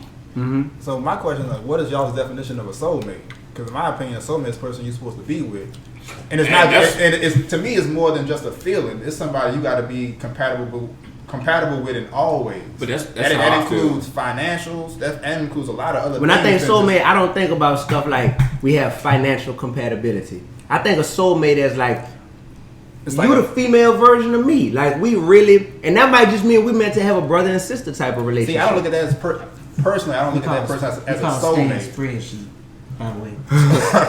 Stand. I don't look at that as a soulmate. I just look at it as a true friend. To me, a soulmate involves some type of love, like romantic type of love. Okay. Not I just love this person as a friend. Heroes. To me, that's not a soulmate. That's just my personal opinion. I think that sometimes the person who you might love the most might not. It's almost like if you're trying to hire somebody at a job that you own, and you love a certain candidate so much, but you're just like, dang, that's just not the right fit for what we need right now. I love this person. Imagine if you're a GM for a sports team and you looking at the draft and it's like, yo, ultimately I love Ja Morant the most out of everybody in this draft. But you can't pass on Zion. But we already got Steph Curry on our team. Let's say the Warriors ended up with the first pick. Man, we don't need no Ja Morant. We got Steph Curry and Klay Thompson in our backcourt already. You know what I mean? Right. But I love him the most. But what's the best fit for what we need is Zion. You heard me? See, I think when I think of soulmate, I think of a person that no matter what the situation is, there's this intense pull that kind of like draws it all together. You know what I mean? Right. And that might not be the person that you might need to be with, but that's just the person that you just really, really intensely want to be with. You know what I mean? See, I guess I don't get it. Like you say, it's not the person you need to be with. Well, but isn't a soulmate should be good for you, right? Well, not necessarily. Yeah, I don't buy that. A soulmate has to be good for you, whether it's just friends, whether we not gonna be together, or whether we gonna be kicking it. Right, because in today's society, you talking about people who want to build together. Your careers, your vision, your goals got to line up. Financially, things got to line up. I don't think that's a qualifier for like a soulmate. You know what I mean? Not alone, not by itself. Right. So I think that you could potentially pass on a soulmate because of other things. Okay, we ain't got no soul. Next question. All right. Oh, what they mean by self? Let's see. They said, you saw that question? Yeah. How do you avoid becoming self-righteous? I think it was the question. Hold on, let me see. Then they said, somebody said, if you found the one, will you be ready to marry now? That's good. That's a real good question. Hold on. If I found the one, would I be ready to marry now? That's true, because we always say we looking for the one, but are we the one? Yeah. Like are we the one? One reality that I have had to confront in my life is sometimes we like the idea of something more than we like the reality of it. Absolutely. And sometimes even with us, I think women may like the idea of and on social media, everyone can relate to this. We all have a persona on social media.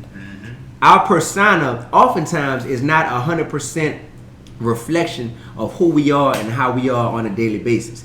Social media, especially Instagram, is almost like a highlight tape, of our lives. We're gonna put the biggest, brightest, dopest, most likable, commentable moments of our lives on social media oftentimes. That doesn't match up with the reality of being with us, which is, oh, you got some funky breath in the morning. Oh, you are indecisive. Oh, you're not good when it comes to managing money. You ain't putting that on Instagram, but this comes along with the reality of being with you. So I will say this. If I found the one right now, would I be ready to marry now? Yes, I would be ready. But what I'm doing is I'm also making sure that I would be worthy of being married. Not because of the idea. A lot of people would like the idea of, oh, I would love to be with a dude like him, da-da-da. But I want the reality to match up with the idea as well. So And David, so because you've been hurt before, and you're very candid about that, do you think that you're more likely to be more careful with the next person, or are you sure to not make the next girl pay for what the past girl done to you? Yeah, I definitely have some war wounds. You heard me, some scars that scar tissue comes up to where if a new girl is doing something that reminds me of what someone in the past did, and I'm like, oh, last time I was with somebody and she said that she just had a male friend and it wasn't nothing to worry about, that ended up being a dude, she ended up cheating on me with. Things like that come up, and I have to ask myself, am I giving this person a fair shake, or am I making them suffer for what I've been through in the past? I think that I'm in a space right now where, what was the question?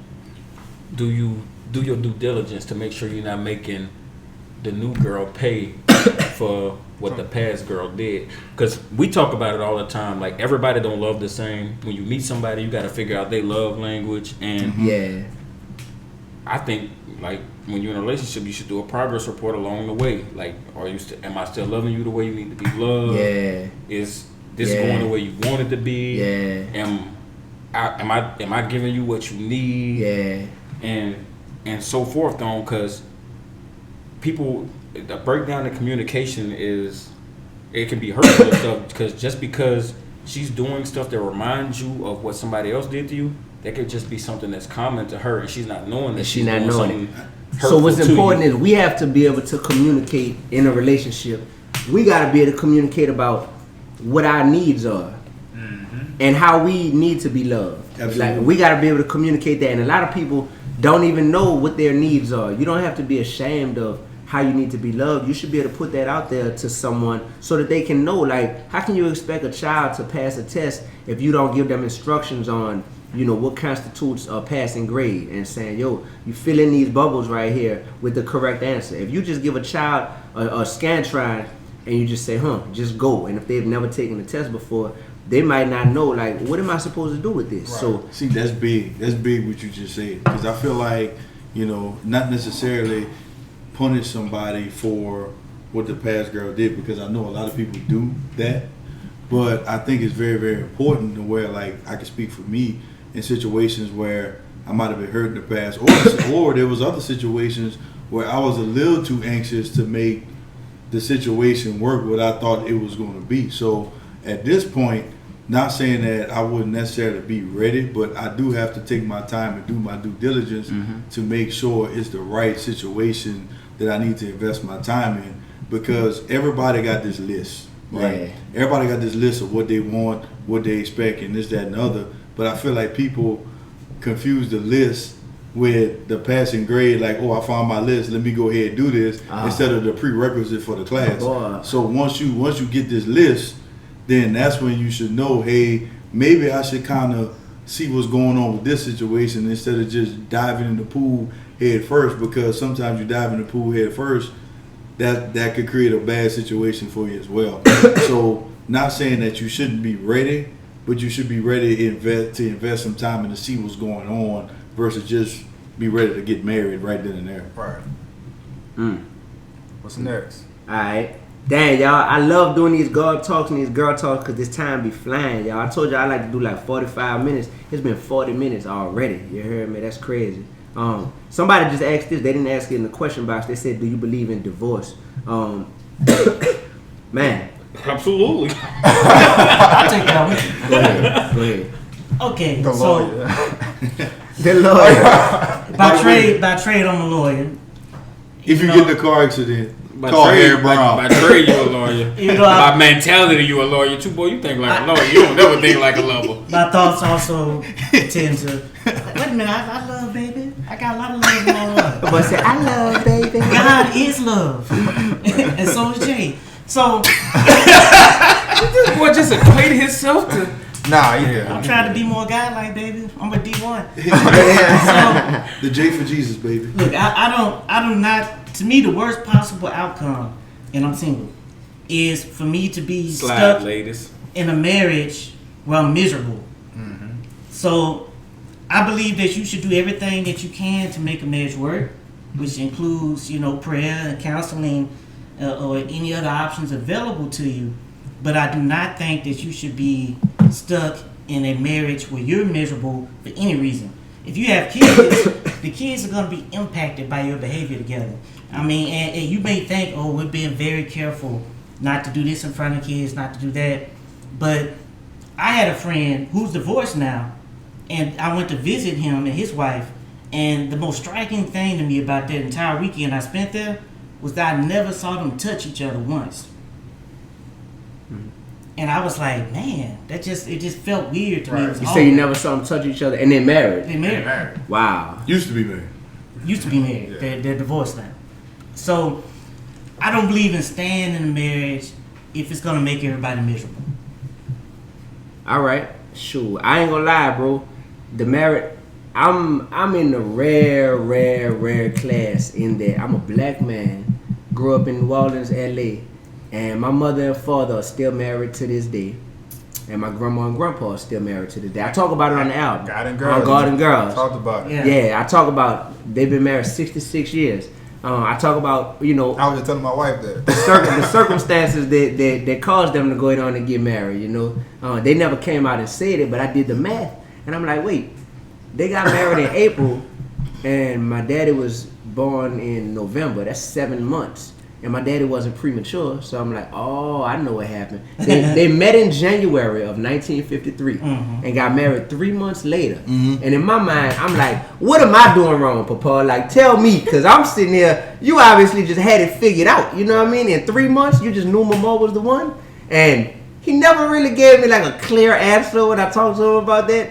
But in reality, he met her in January, got her pregnant in February, you heard me? And then probably was like, yo, it's just not a good look family-wise to be out here and about to have a baby with somebody and we not married. I guess just that was the social norms at that time was like times were different. That's not what's up. Times were different. Nowadays people will be like, all right, we're gonna co-parent, you know what I mean, and that's a wrap. But they got married. But I also saw some will be like, before this administration, I'm gonna slide you that. Go ahead, man. Be real, man. I know it's guys and girls, but some guys straight up ask you, you want to go half on that abortion? On that abortion. Oh, that's one thing that had never been talked about in this is abortion. Yo, that's man, that's a whole nother. That's a long. That's a whole nother girl talk. We're gonna have to talk about one. Might not be an issue much longer. So you should listen to our episode on that. Right. Let me see. Dang, y'all, it's 9:44, y'all. So look, this is what we gonna do. We didn't pretty much ran through our girl talk for the night. We weren't done with the podcast yet. Y'all still have some questions for the podcast that y'all wanted to go through. So we gonna y'all can stay on if y'all want, but we about to get back to the rest of their questions that they have for me on the podcast. We talking about the album Garden Girls.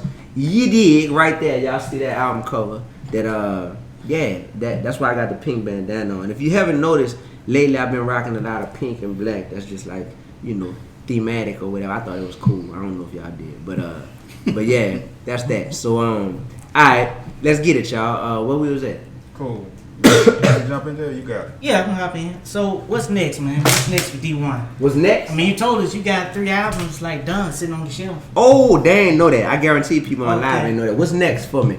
I did say that I've been going crazy with the recording, so I'm sitting on multiple albums right now. Literally sitting on 3. You like Prince, man. So you do it by albums, or you just say songs? Some people say, well, I got like 100 songs locked away. You saying albums? Albums, bro. To me, an album is like a complete thought. Songs are like words, right? Mm-hmm. And you can have buku words that you're just like, I have this many words that I have written out, and it could be like, okay, that's 10 words. To me, because that was a complete sentence, that's an album, right. So that's how I treat this stuff. As I'm making songs, I'm putting them together and classifying them like, yo, these right here, this feels like a full body of work that makes a statement. Therefore, it's gonna be an album. Gotcha. And that being said, I got 3 of them right now that's done. What's next though is pushing Garden Girls, because everybody on here right now, all the MVPs, my whole MVP nation, that's the Mission Vision Posse. That's what I call all of my family, all of my fans that support the MVPs. Also stands for morals, values, and principles. You know what I mean? Mm-hmm. My man C Webb really hit me with that jewel, and I'm like, bro, duh, like that's a God moment for sure. That being said, now that the album is out, I know that a lot of people are rocking with it and locked in with it, but it's still so many people that not on it yet, know? So for me, the main part is what I'm doing right now in Baton Rouge, Louisiana, what I was doing earlier at the radio station and last night in New Orleans at the radio station and on a podcast last night. I'm flying to LA next week, and I'll be doing the same thing in LA. Like, this is where the grind come in, fellas. Like, when we talk about people wanting to rap or be in the entertainment industry, we know a lot of people who got bars and who got talent, or they just got natural God-given talent. Mm-hmm. But this grind is not always pretty. You know what I'm saying? It's not something that doesn't cost money. Like, this is stuff. I'm sick right now, if y'all can't tell, but I'm here because it's like I gotta be here. Then I'm about to do this same thing I'm doing here in LA, in Chicago, in New York, in Atlanta, to push the album. So I'll be pushing Garden Girls album. I plan on shooting music videos for a ton of songs. So right now, People Don't Want That Real has a music video. Okay. Gotta watch that. That mother cold. Ready For You has a music video. I Know God music video just dropped yesterday, and we shot one for It Ain't Safe as well. So that'll be coming out probably next week. Where can we find it? All on YouTube. Okay. All the videos on YouTube. What about Garden Girls? Garden Girls music video. You think it deserves a video? I think it deserves absolutely. a video. Definitely. All right, the one deserves a video. Yeah. I gotta do the one. Garden Girls, you think deserves? You should have just did one for whole visual. Should have just did a whole visual movie. Collective. Walk through what but for real. This one thing we didn't get to. So I know it was a big thing for you to go independent. Yep. So what about it was, just so, so much freedom? Like, where your old record label, it wasn't fitting you anymore, wasn't fitting where you wanted to go as an artist? Yeah, bro. I tell you the truth. I'm gonna tell you in the rawest way possible. I got tired of people shooting down all my ideas and not shooting them down with other alternative solutions, but just shooting them down for the sake of. Some of my biggest moments in my career, Sally Maybach, that song I put out a couple years ago, that went huge, got super viral, led to a super dope partnership with me and Sally Mae. The record label told me that was corny. They said they wasn't putting that song out. They didn't like it. You know, a lot of my moves that I've made, and people like, dang, you hosting the red carpet for these BET Awards, or you on the Real, or you on ESPN, or you doing all these tours. Record label had nothing to do with that stuff. So for me, after a while, it was like, I'm doing it on my own. Yeah, I'm doing it on my own. I'm doing it on my own, and y'all getting the lion's share of any proceeds that come in from the music. Now let's make it clear. I wasn't dumb enough to sign a 360 deal, so I didn't have no 360 deal. You know what I mean? So I wasn't in one of those situations like a lot of artists, but I was in a situation where momentum is everything in this industry, and they were killing my momentum because I couldn't put music out unless they signed off on it, and I had to go through them for that. And they were saying no to so much stuff. All right, explain to us. A 360 deal will be they get a piece of everything you do. A 360 deal means these Be Real, Be Righteous, Be Relevant 5-star hoodies. This is my brand. God gave me this. Be real, be righteous, be relevant. These words, you know what I mean? This is trademarked at this point. Like, this comes from me. But if this is something that D1 is putting out, and D1 is in a 360 deal with a major record label, they have to eat a pretty large percentage off of anything that this, you know, that comes in from this. If I do shows, if I go do a speaking engagement, anything, anything, bro, they would have to eat a pretty large percentage off of all that stuff.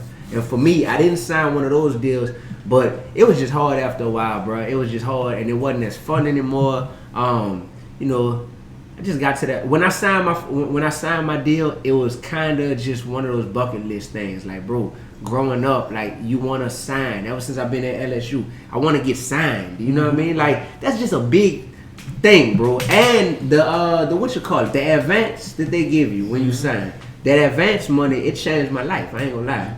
Like, the advance money, it was something serious at that time. You know, at that time. But then when you get to the point where over the course of the years, even that type of bread, that wouldn't even like make me jump nowadays if they were like, we'll sign you and we'll give you this. What I got back then, which was everything to me, changed my whole life. Nowadays I'd be like, I'm good, I'm betting on me. You know what I mean? So just that, bro. Yeah, man, that's something that come with age, man.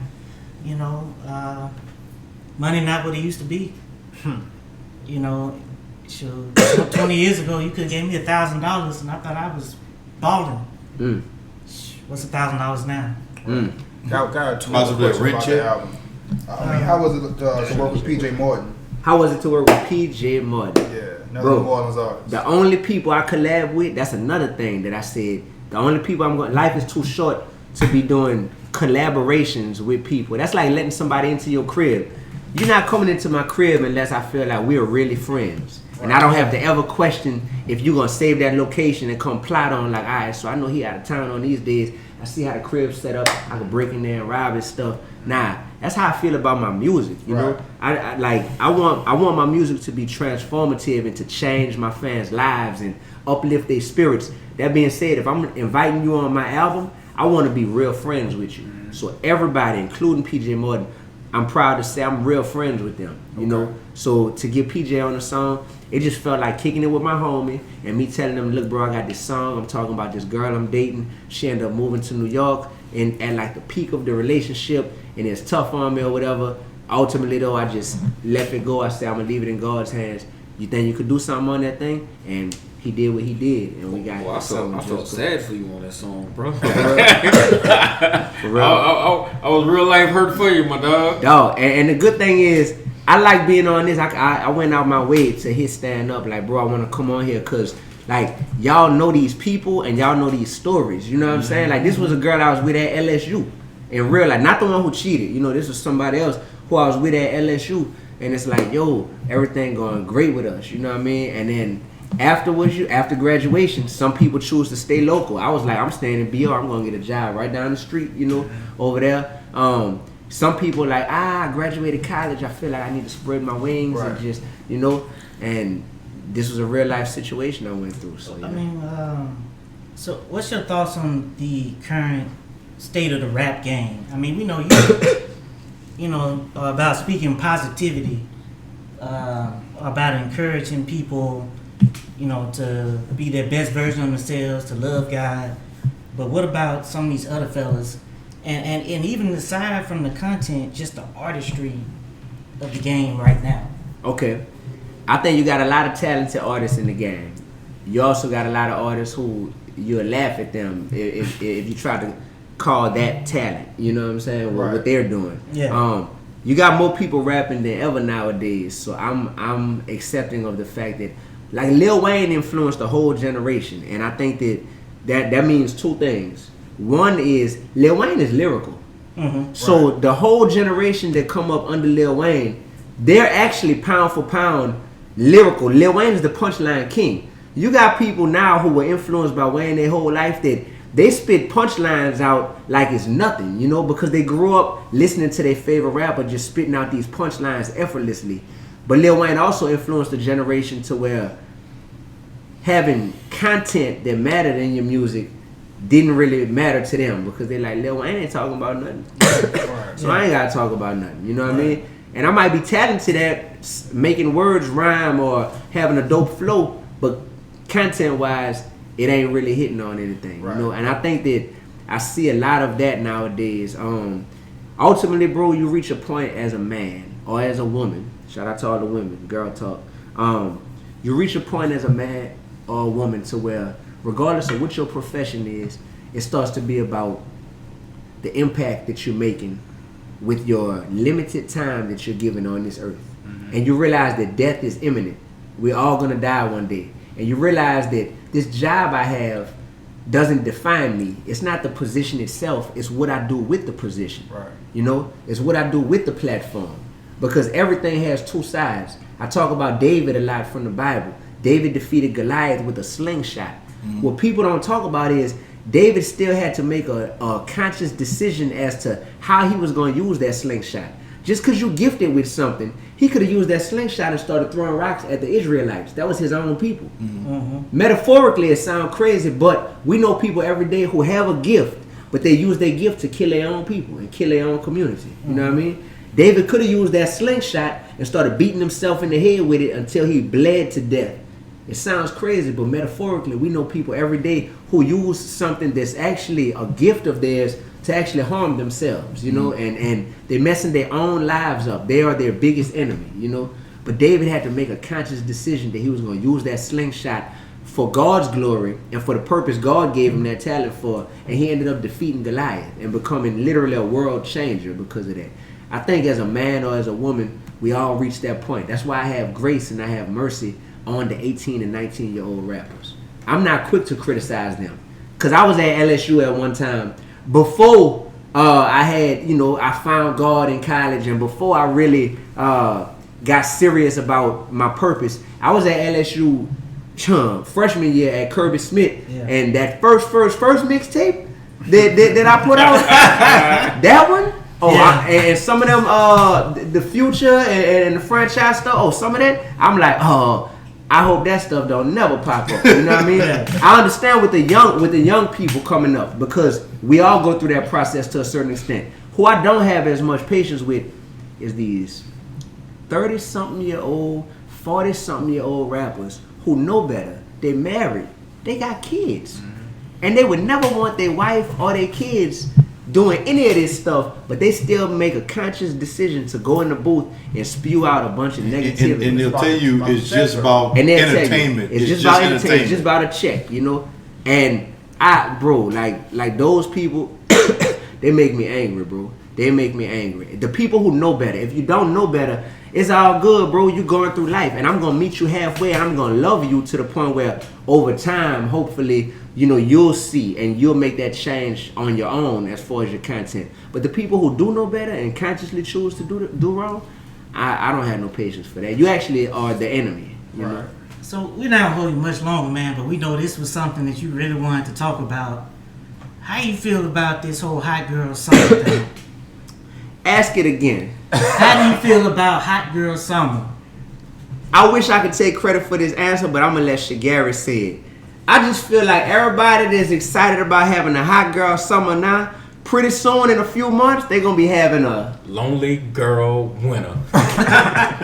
A cold girl winter, a lonely girl winter, all that stuff. So have your fun now, sweetheart. You heard me? I feel like the whole hot girl summer thing, 95% of women don't even know what that means. Yeah. Let's just come on, man. Let's get to the. But this the only thing that blew me about it, because you know we from the 99 and the 2000 when Cash Money taking over. A hot girl was not a good thing, right? By the Cash Money standards, right? Oh no, at all. And I think that most women don't really know what that is. This is let's just get to the root of the issue. Megan Thee Stallion is very hot right now. You know what I mean? She's hot as an artist. She's coming up rapidly. You know what I mean? She's doing what Cardi B did about a year and a half ago, coming out of nowhere and just like taking off like a rocket. That being said, people like her. People are into her. She coined this term, hot girl summer, and all of a sudden, because of her momentum, it's like when you hot, bro.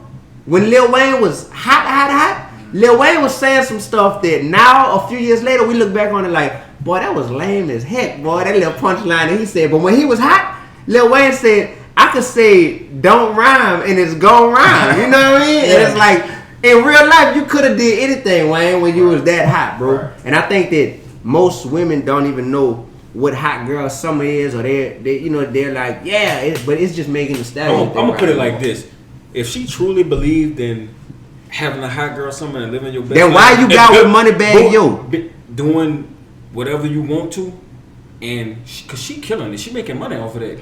She don't truly believe in that, cause she backing her life up with a degree. She in college, so she don't plan on living like that for the rest of her life. And she got a boyfriend. I'll say this: I'm not, as y'all know, I'm not a fan of the whole hot girl summer term. But what I will say, because what we currently doing, or what y'all are currently doing, y'all placing a definition. Y'all telling women what it means to them. I have my own, because I think, okay, if Michelle Obama or Beyonce, somebody different, not Megan Thee Stallion, was saying they having a hot girl summer and they doing some corporate work or something like that, but they saying they having a hot girl summer, would you look at that differently? The person who invented the term, she came out on Twitter and clarified what hot girl summer is. Yeah, we read the definition a couple weeks ago. Yeah. So yeah, we read the definition, and to some, it's like a term of empowerment, which I don't necessarily. But there's people changing the narrative to fit what they wanted to fit. I'm not arguing that, because you can change the narrative to whatever. Big old. You can change the narrative to whatever you want it to be. I'm just saying, to me, the term didn't start as a good thing in the first place, so you can't turn a negative into a positive overnight to me. Because a hot girl been a negative for 20 years to me. I do think it's a generational disconnect to where a lot of the women or a lot of the young ladies that are yelling hot girl summer right now, they don't know nothing about. I bet you they don't even know what BG is. You know what I mean? Type stuff. I gotta disagree with you. We did a poll, right? All right. And we were asking. A lot of women say it. We had a podcast where we brought the term hot girl summer or whatnot, and we did a poll where one option was it an empowering thing for women, or was it like an excuse for just to go thought around?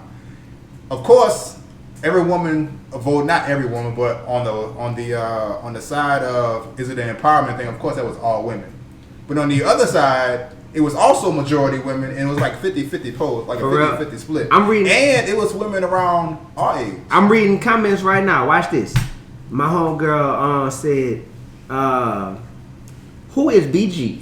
That's one comment. So I'm just telling you. Somebody else, my girl Pretty String, said, I never heard anyone use that term until Meg used it, which implies that she not familiar with, what you need, boy? I need a hot girl. The one that don't tell them to stop. Eat, swallowed up, and they know how to pop. I need a project, a hood rat.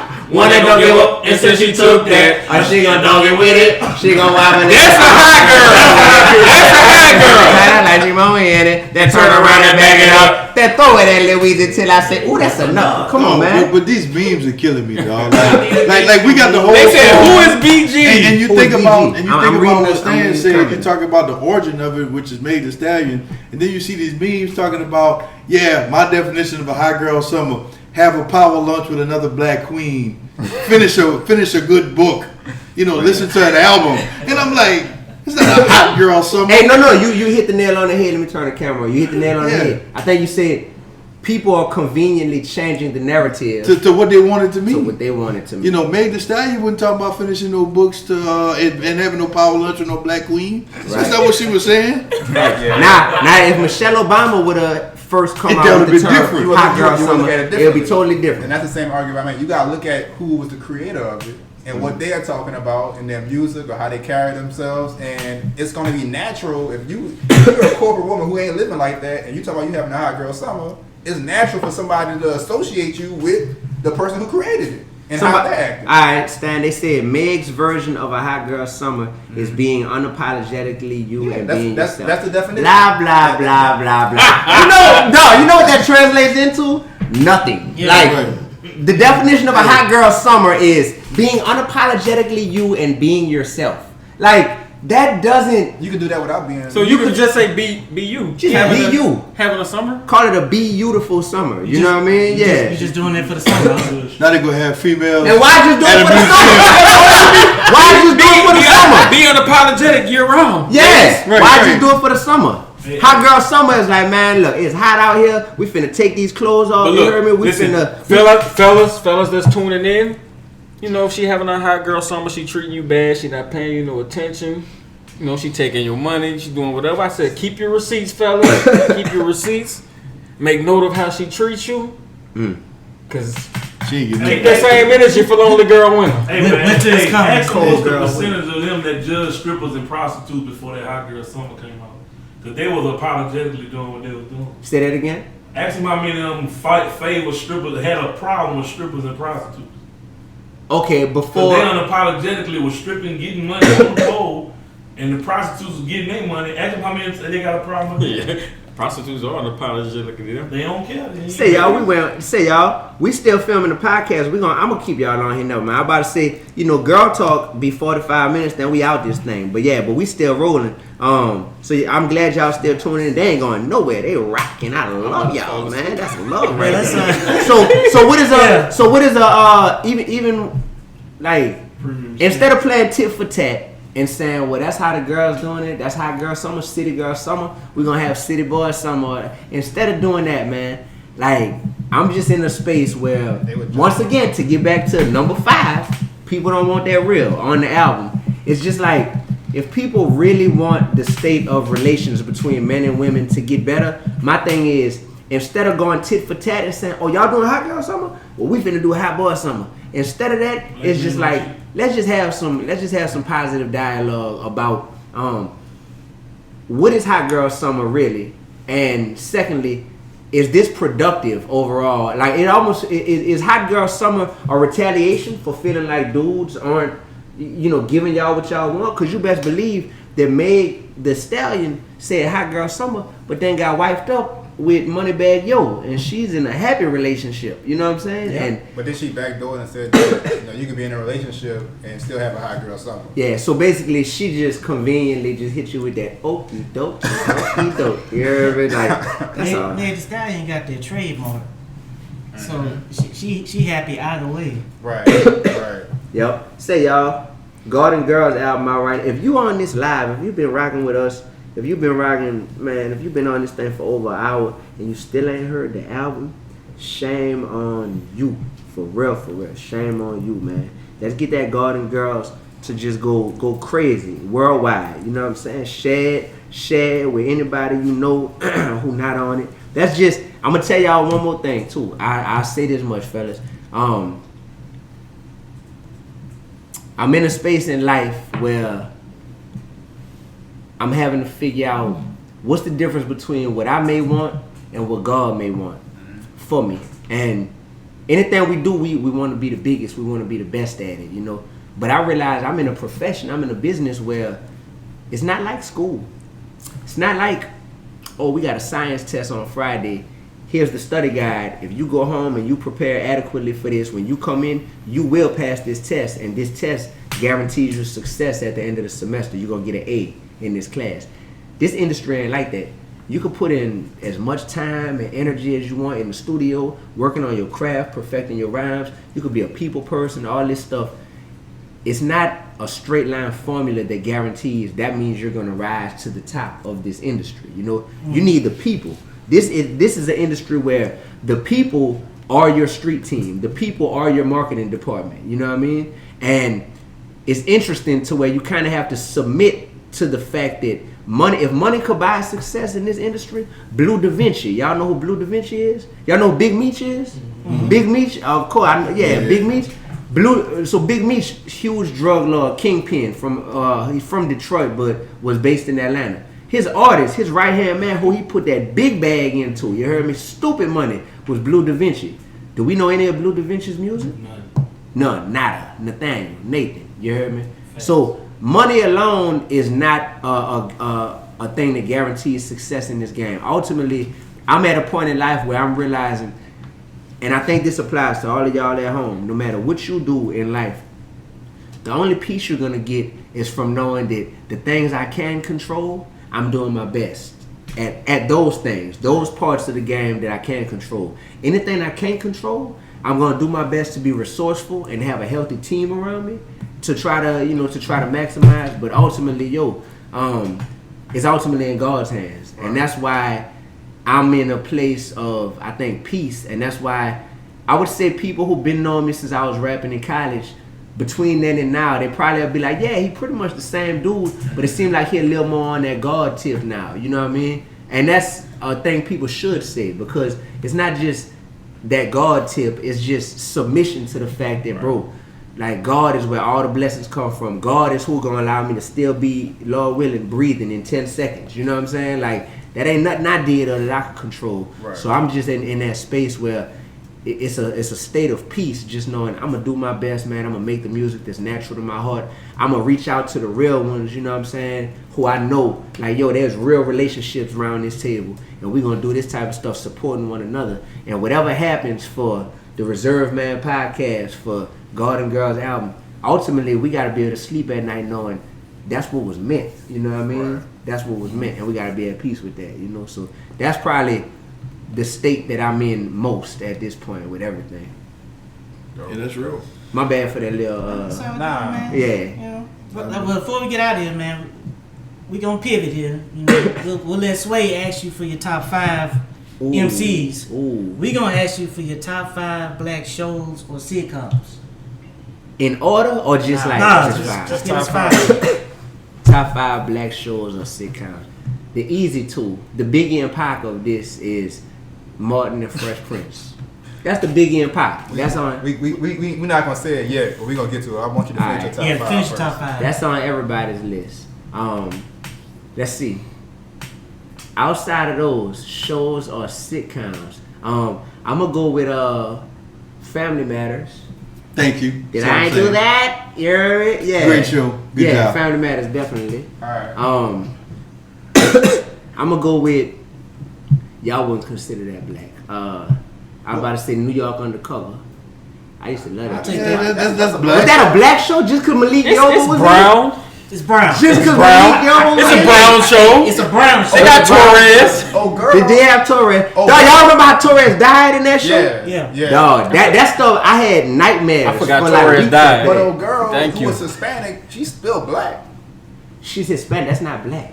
You can be black and Hispanic. I mean, She was all the way Hispanic, son. I thought she was. I thought she was She mixed. wasn't mixed. But it's a brown show. All right, so we're gonna count New York Undercover. Yeah, I'm counting that. So look, That's a whole other conversation. yeah, all right. We gotta look at some history. so you got 4. All right, and take New York Undercover out of my list. Take it out of my list because I got Fresh Prince, Martin, Family Matters, Jamie Foxx show. Okay. Jamie Foxx show is number 4, and for me, number 5, man, and only one of these dudes carried this show, but on the strength of him, The Wayans brothers. The Wayans brothers. The Wayans brothers. Love Pop. Marlon and Pops. No. You Marlon and Pops. canceled your whole list first with Family Matters. First of all, I'm not cut that off. not tripping. Don't disrespect Family Matters. I'm cool with Family Don't Matters. disrespect. But no, he said, man. no, You gonna take that? you gonna take it back because he said Family Matters better than Martin. I like Family Matters better than Martin, and I'm saying by Give it back, man. Give me that power. Back, dog. Better than Martin. Family Matters was 3. I'm good with that. I'm He fine. said Family Matters was 3. I'm good with that. in the top 5. He said no particular order. No particular order. He just said that. That's fine. Jamie Foxx show? Family Matters been top 5. Look, I'm fine with Family Matters being top That's 5, cool, but but the it's fact not that better than Family Martin. Matters could be better Hey, than man. Martin is absurd. Man, look, me and you talk almost every day. We can talk about this every day till we die. And I'm not changing. I'm yet to I'm encounter not any changing. black person. Hey, you know what? You can You know- poll 100 What's black up? people, and if Hey, Bill I'm, Cosby got ejected and if I'm the before. only one, Cosby I'm good with ejected that. I think you the only Family Matters person. And you know what? That's cool. Here's Cosby show That's cool. I have no Instagram problem about to with shut me standing by off. my Here's how I feel side. personally. I love y'all, alright? It's your boy D Uno. Let's wrap it up. Yeah, no, we just got look Instagram kicking let's off be in real. 5 seconds. You hear me? Let's be We real. good on Family that. We still Matters. on here. I want to know y'all. Hey, let's be real. I want to ask this question. Hold on. Family Matters embodied the black family where Martin glorified shacking up. That's just me. You try to justify your Wow. Wait a minute. Are you really this conscious all of a sudden, dog? Like, that's the are you really going there with Man, it? I stay woke. Martin G. Are you? No, you still I on? stay woke. I heard the Cosby Show. Here's how I feel about that. I don't feel that way about that. Even though what Bill Cosby has done is reprehensible, that doesn't change what the Cosby Show meant to me growing up. Right. And how it Like, impacted you. and how it impacted me. Like, that was the first show where I got to see black people, In prominent jobs. Lawyers, doctors. like, you know, Living living well. You know, like as a complete family. You know, Fresh Prince? My parents. Cosby Show was before for that. Fresh Prince. Cosby Show was in the 80s. Because think about it, good times, they was broke. Like, Right. like you know, my parents got divorced very early, so just seeing this black family stay together over this number of years, you know. Plus, I was in love with Lisa Bonet, so you know. And you gotta separate Bill Cosby from Heathcliff. You know what I'm saying? Like, you gotta take the show and what the show did in its entirety versus what Bill Cosby individual did. Why you put a thumbs down for the Cosby Show though? Because the Cosby Show just ain't hit like I think about it. It's not because of what Bill was. Oh no, not because of what Bill has done and Okay. got convicted. yeah, that's no, fine. but watch this. Just like we were talking about top albums of all time, I'm looking for, regardless of when it came out, what can I play in 2019 and still be like, man, that must still roll to this day. And for me, to this day, you hear me? To this day, Okay, Deion Wilder. exactly. To this day, I can still watch Martin, all good. Watch Fresh Prince reruns, all good. Watch the Wayans Brothers for Pops and Marlon, all good. Everybody ain't showing. I can't watch Family Matters like that. I can't watch Family Matters now. I can't watch Family Matters as much, What's but David Wayne's show? I can watch that one all day. Oh, My wife and With kids. him and Gino. That's a good show. That's a good show. My wife- I never really got That's a into. good I show. never really watched. You know what I'm that. telling you? It's Hey, good. Mike made a cameo on that show, man. That's a good show. Because every time the rat fall by, I'm punching it with Martin on the little island, bro. You gotta punch the rat, bro. Bro, man, from the 5th floor, man. Fresh Prince, Martin. Keep thinking. A Different World. Different World is up A there. different world for any college A student. Different World is up there. I will put my wife and kids in there. And when I- made black colleges look so dope. Yeah, when I think Yeah, we about went to my wife and Human kids, before we it was went a to dope LSU. show. Growing up, I did grow up on Family Matters, so I'm not against putting it in my top 5, but it's definitely a strong 5. Like, it ain't. It's in my top 10. Hey, but it's that. You gotta put it up there with My Brother and Me. Oh, nah. My brother and me. Look, man, Family Matters is cool. I'm fine with anybody putting in their top 5. I just don't want to ever hear anybody else say that Family Matters is better than Martin. Never. Nah. Hey, I got one for y'all. This is in my top 5. The first original season of Making the Band. What? 5. Come on, talk to me. Say that one. You gonna get some cheesecake. Tell me that one. I'm saying. You gonna get some cheesecake. That first season of You know Making what's better than that? Dave Chappelle teasing them. But you know what you just did? What? You just pretty much you like me saying I like Sports Center because Stuart Scott on that. That's pretty much what you just said. How? Oh, man. Because it's the same thing, man. It's not a show. Like, Alright, top 5 Sports Center anchors of all time. 10. Top Really? 5 We doing Sports Center this? anchors of all Only time. person gonna be the answer to that is him. We doing this? Oh, for real?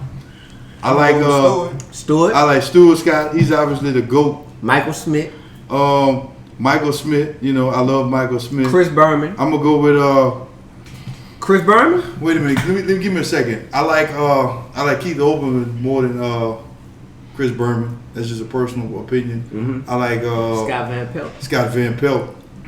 Yeah, I like You know. Stephen A. Smith. And then Stephen A. Smith was he a sports center anchor? He never did Sports Center. You know, I guess you gotta put it in Chris Berman for nostalgia. You know, but I also like other guys like John Butcher Gross. I like man, what's his brother name? He a black dude from John what's his name? Stan Verrett. Stan Verrett's another one from New Orleans. I like him too. What's your boy, Mark May? Mark May, who's a college Mark He's a college all football those look just like Mark May. Mark May is the biggest LSU hater. Oh yeah, I But, understand that dude. yeah. So that's a few of my all-time favorites. All right, y'all. We're going to take a quick break. We'll be back with our black prominent figure. You know we're going to do this all year round. We're not just doing it during Black History Month. And we're going to give it to you right after this.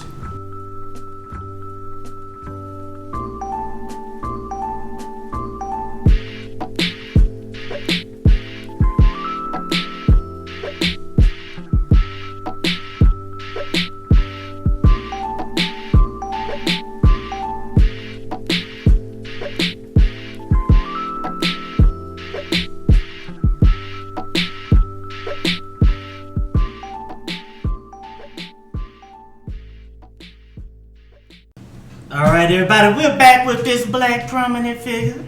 GP, who do you have for us, brother? Well, bro, considering that everybody at this table has one common bond, we all went to LSU, Louisiana State University. They made a big announcement this past week. They are retiring the jersey of Mahmoud Abdul Rauf, formerly known as Chris Jackson. And Chris Jackson played basketball at LSU. He only spent 2 years at LSU, but in those 2 years, he was a 2-time Player of the Year and a 2-time All-American. So 2-time SEC Player of the Year in 2 years and a 2-time All-American. This brother's NBA career was cut short. And let me say this, before I even go into that, if you respected anything that Colin Kaepernick has done, then you respect this brother here, because this brother's NBA career got cut short by not standing for the national anthem in 1996 due to his religious beliefs when he changed his religion to the Islamic practice. So, you know, big ups to Mahmoud Abdul Rauf for getting his jersey retired, for major accomplishments as a basketball player, but also as a black man standing up what you believe in and not being afraid of the consequences and not letting people get you down. So big ups, Mahmoud, and I will be there in the building when you retire your jersey. Fine. Congratulations, brother. Well deserved. Long time coming too. All right, man. So tell the people how to find your album, how to find your merch, man. Like give us the rundown. Y'all can find me on social media at D1 Music on all platforms. DEE, the number 1 music. The new album is titled Garden Girls. It's also on all platforms. That's Apple Music, iTunes, Tidal, Spotify, Amazon, Google Play, YouTube, anything else. Wherever Beyonce album is, my album is there. Believe that. Go support that Garden Girls album. And to grab your Garden Girls merch collection or your 5-star Be Real, Be Righteous, Be Relevant merch collection, go to missionvisionlifestyle.com. Stay tuned for the Garden Girls tour announcement coming up, and I'll definitely be in your city or a city near you real soon. Appreciate y'all. No problem. All right, the bar from my man D1. If you have listened to this entire 2-hour-long episode and you have not subscribed to the Reserve Man podcast, then shame on you. Yeah. You need to do that right now and share this episode with somebody else. We appreciate you. As always, you can catch us at the Reserve Man on Instagram. You know we pay attention to your questions and we use them in the podcast. We are out. You know your credit score bad.